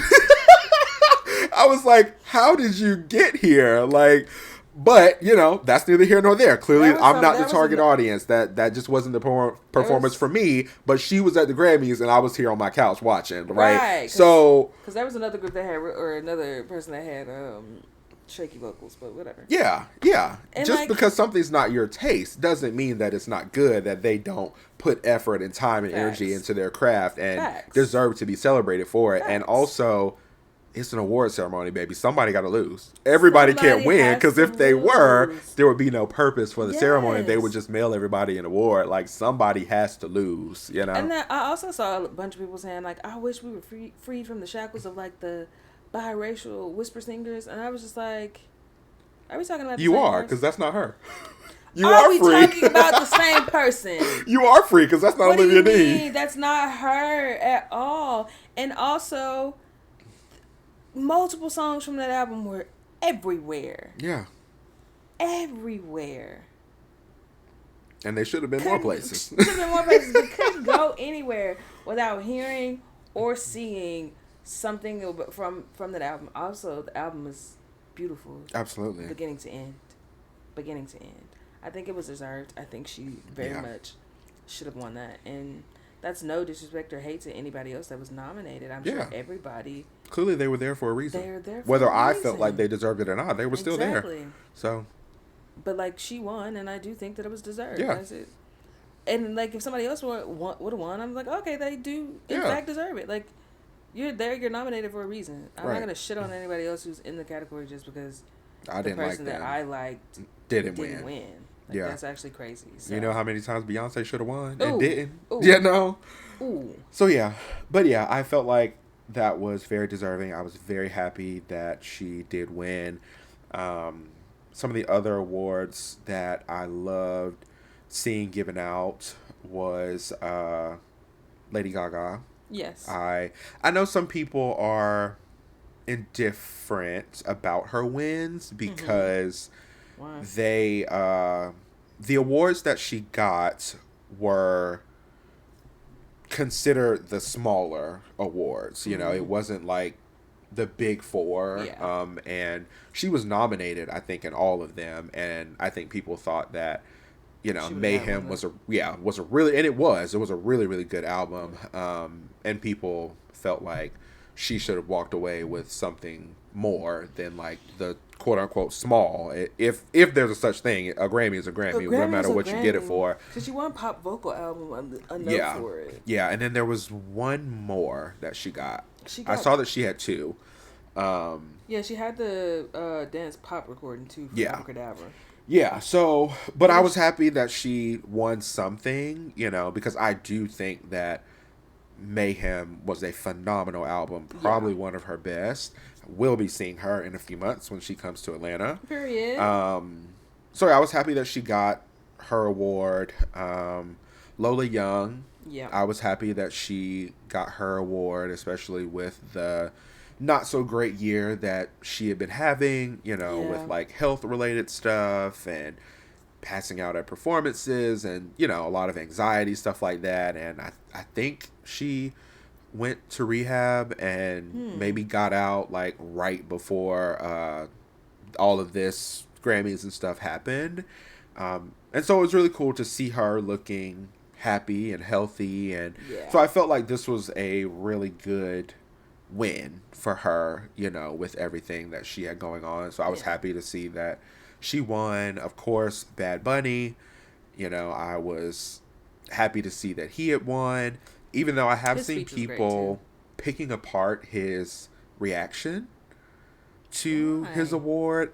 I don't know. People are going to find something about everything, but I didn't mind his reaction. I don't know where the issue is coming from. So like right before, so his name was called by Harry Styles, and I think it's similar to the Duran situation. Like people are projecting, and you know, I guess in their head he didn't react in the way that they thought he should. He was crying. He just sort of sat there. It's definitely a meme. You will see it all over the place. I've seen it. He sat there, but it seemed like he sat there in shock and then leaned down to cover his eyes. So I experienced it. Right, I experienced it as shock. Like, oh, I didn't expect to win. Yeah. But other people are experiencing it as indifference, or he was ungrateful. God. He didn't deserve it. Like, clearly. So did we not wait the several other seconds where he literally does this and is like trying to hold back the okay. Yeah, I don't know where these things come from. Yeah. But yeah, people were picking apart how he reacted, and he just seemed ungrateful for the award. Granted, he still won it, whether he was ungrateful or not. Thank you. Whether he was ungrateful or not, whatever reaction that man had, he won it. He still won it. That's it. What are we talking Literally, about? there was a year where Adele won a Grammy and broke the shit before she even left. So, I think it's just I think it was specific to the person. Yeah. And like they just want to find something to pick apart. They're gonna be sick come Super Bowl Sunday. Yep. But yeah, I was happy that he got his award.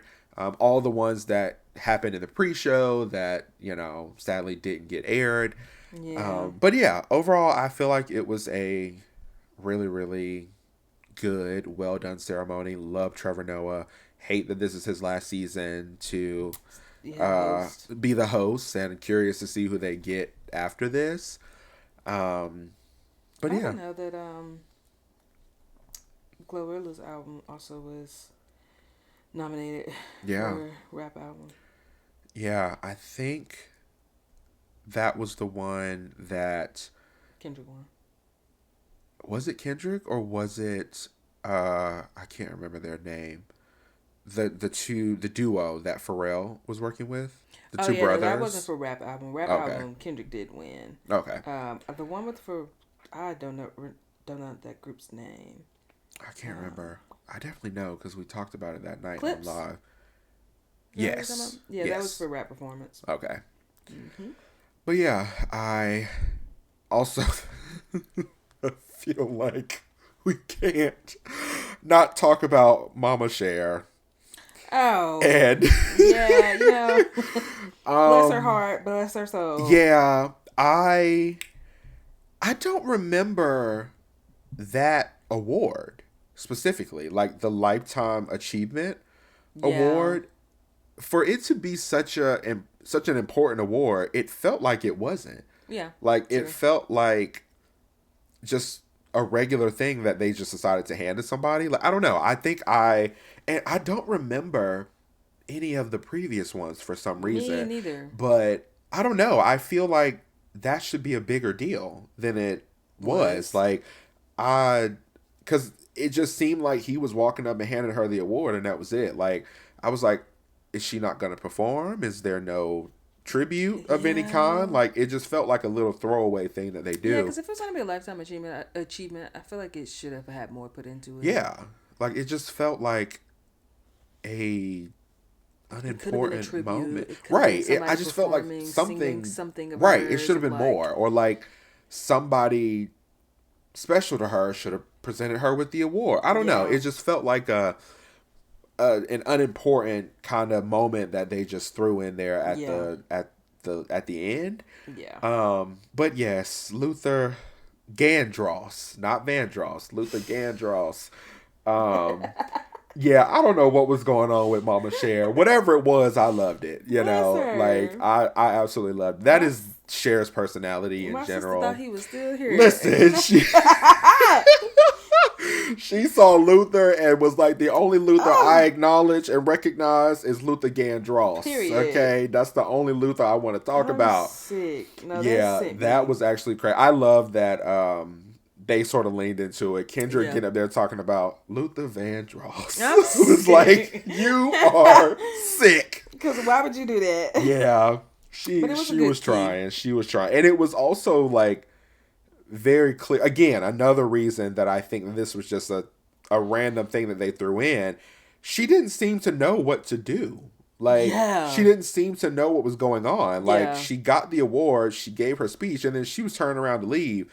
And he was like, "Oh, well, can you come back and present the award?" Like, yeah, it just felt like a throwaway moment. I'm like, why would you pair that, a Lifetime Achievement Award, with announcing another award? Like, yeah, it just felt, you giving her an award and making her work. Right, that's crazy. Right. It just felt like such a unimportant moment. Like, it should have been a bigger deal to be getting, very last minute. Yeah, getting a Lifetime Achievement Award. Yeah, I don't know. But she had me cracking up.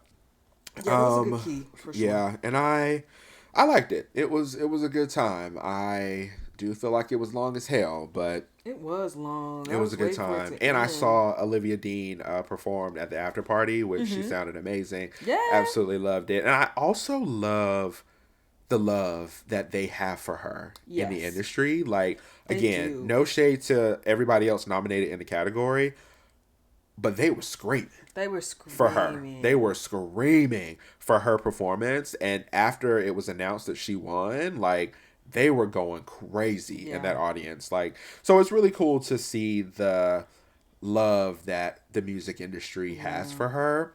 And Olivia Dean, if you see this, or anybody who's connected to her, I need you to get Olivia Dean in the studio with Adele, because I know that they would make magic together. Yeah. So please, somebody make that happen. Somebody get Adele on the line. I'm sure she's just chilling these days anyway. You know, we would be so thankful. Yeah, so thankful. Yeah, bonus points. Throw Ray in there too. I think they know each other. I'm pretty sure they went to school together. I think Ray said that Olivia was like the grade below her. But they do know each other, and they talk about each other a lot. That's cute. That's cute. I didn't know that. But yeah, any other thoughts on the Grammys? No, I think that was it. I did enjoy it, though. I will say that. I did enjoy it. There are some things that I wish they would do a little different, but for what it was, like, obviously I would like some of the other awards to be done during the actual award show. We can cut back on some of them performances. Yeah, to be honest, some of them were a lot. Some of them were a lot. Like, we can cut back on some of them and actually have some of the other awards, because the point is an award show. Right. I want to see why you won. Like, come on. But yeah.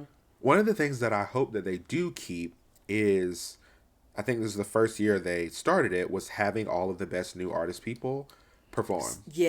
I'm pretty sure this is the first year they've ever done that. And then right after they performed, they announced the award. I thought that was cool, and I wish that, especially thinking about like some of the people who were nominated previously, like, it would have been really great for them to get their moment to perform. Especially like I said, it is an award show. Somebody has to lose, but like, you could lose but still have a phenomenal performance on the Grammys that will live forever, you know. So I hope that is a tradition that they continue. Same. And Olivia will be back, because she will present the best new artist to the next person. Yes. Love her. Shout out to her. Yeah. See you soon, Miss Dean. But yeah, any other thoughts before we wrap it up? I think that's it for the Grammys for me. Cool. Well, thank you for tuning in. Again, new segment, the reaction thread, and probably won't be every single episode. We'll switch it out every now and again, based on what's going on in pop culture and in the news, and things that we want to talk about. Yeah. But and if there are any like things that happen that y'all would like for us to talk about, please do hop in the comments. Let us know. Yeah, love to hear it. Yeah, we'd love to hear feedback from y'all on what y'all would like to hear, and we can incorporate it in the show. Yeah. Well, I think that is going to wrap this episode of Rated T&T. Again, as always, thank you for being here. Thank you for listening, and we'll catch you on the next one. Love you. Bye. Bye.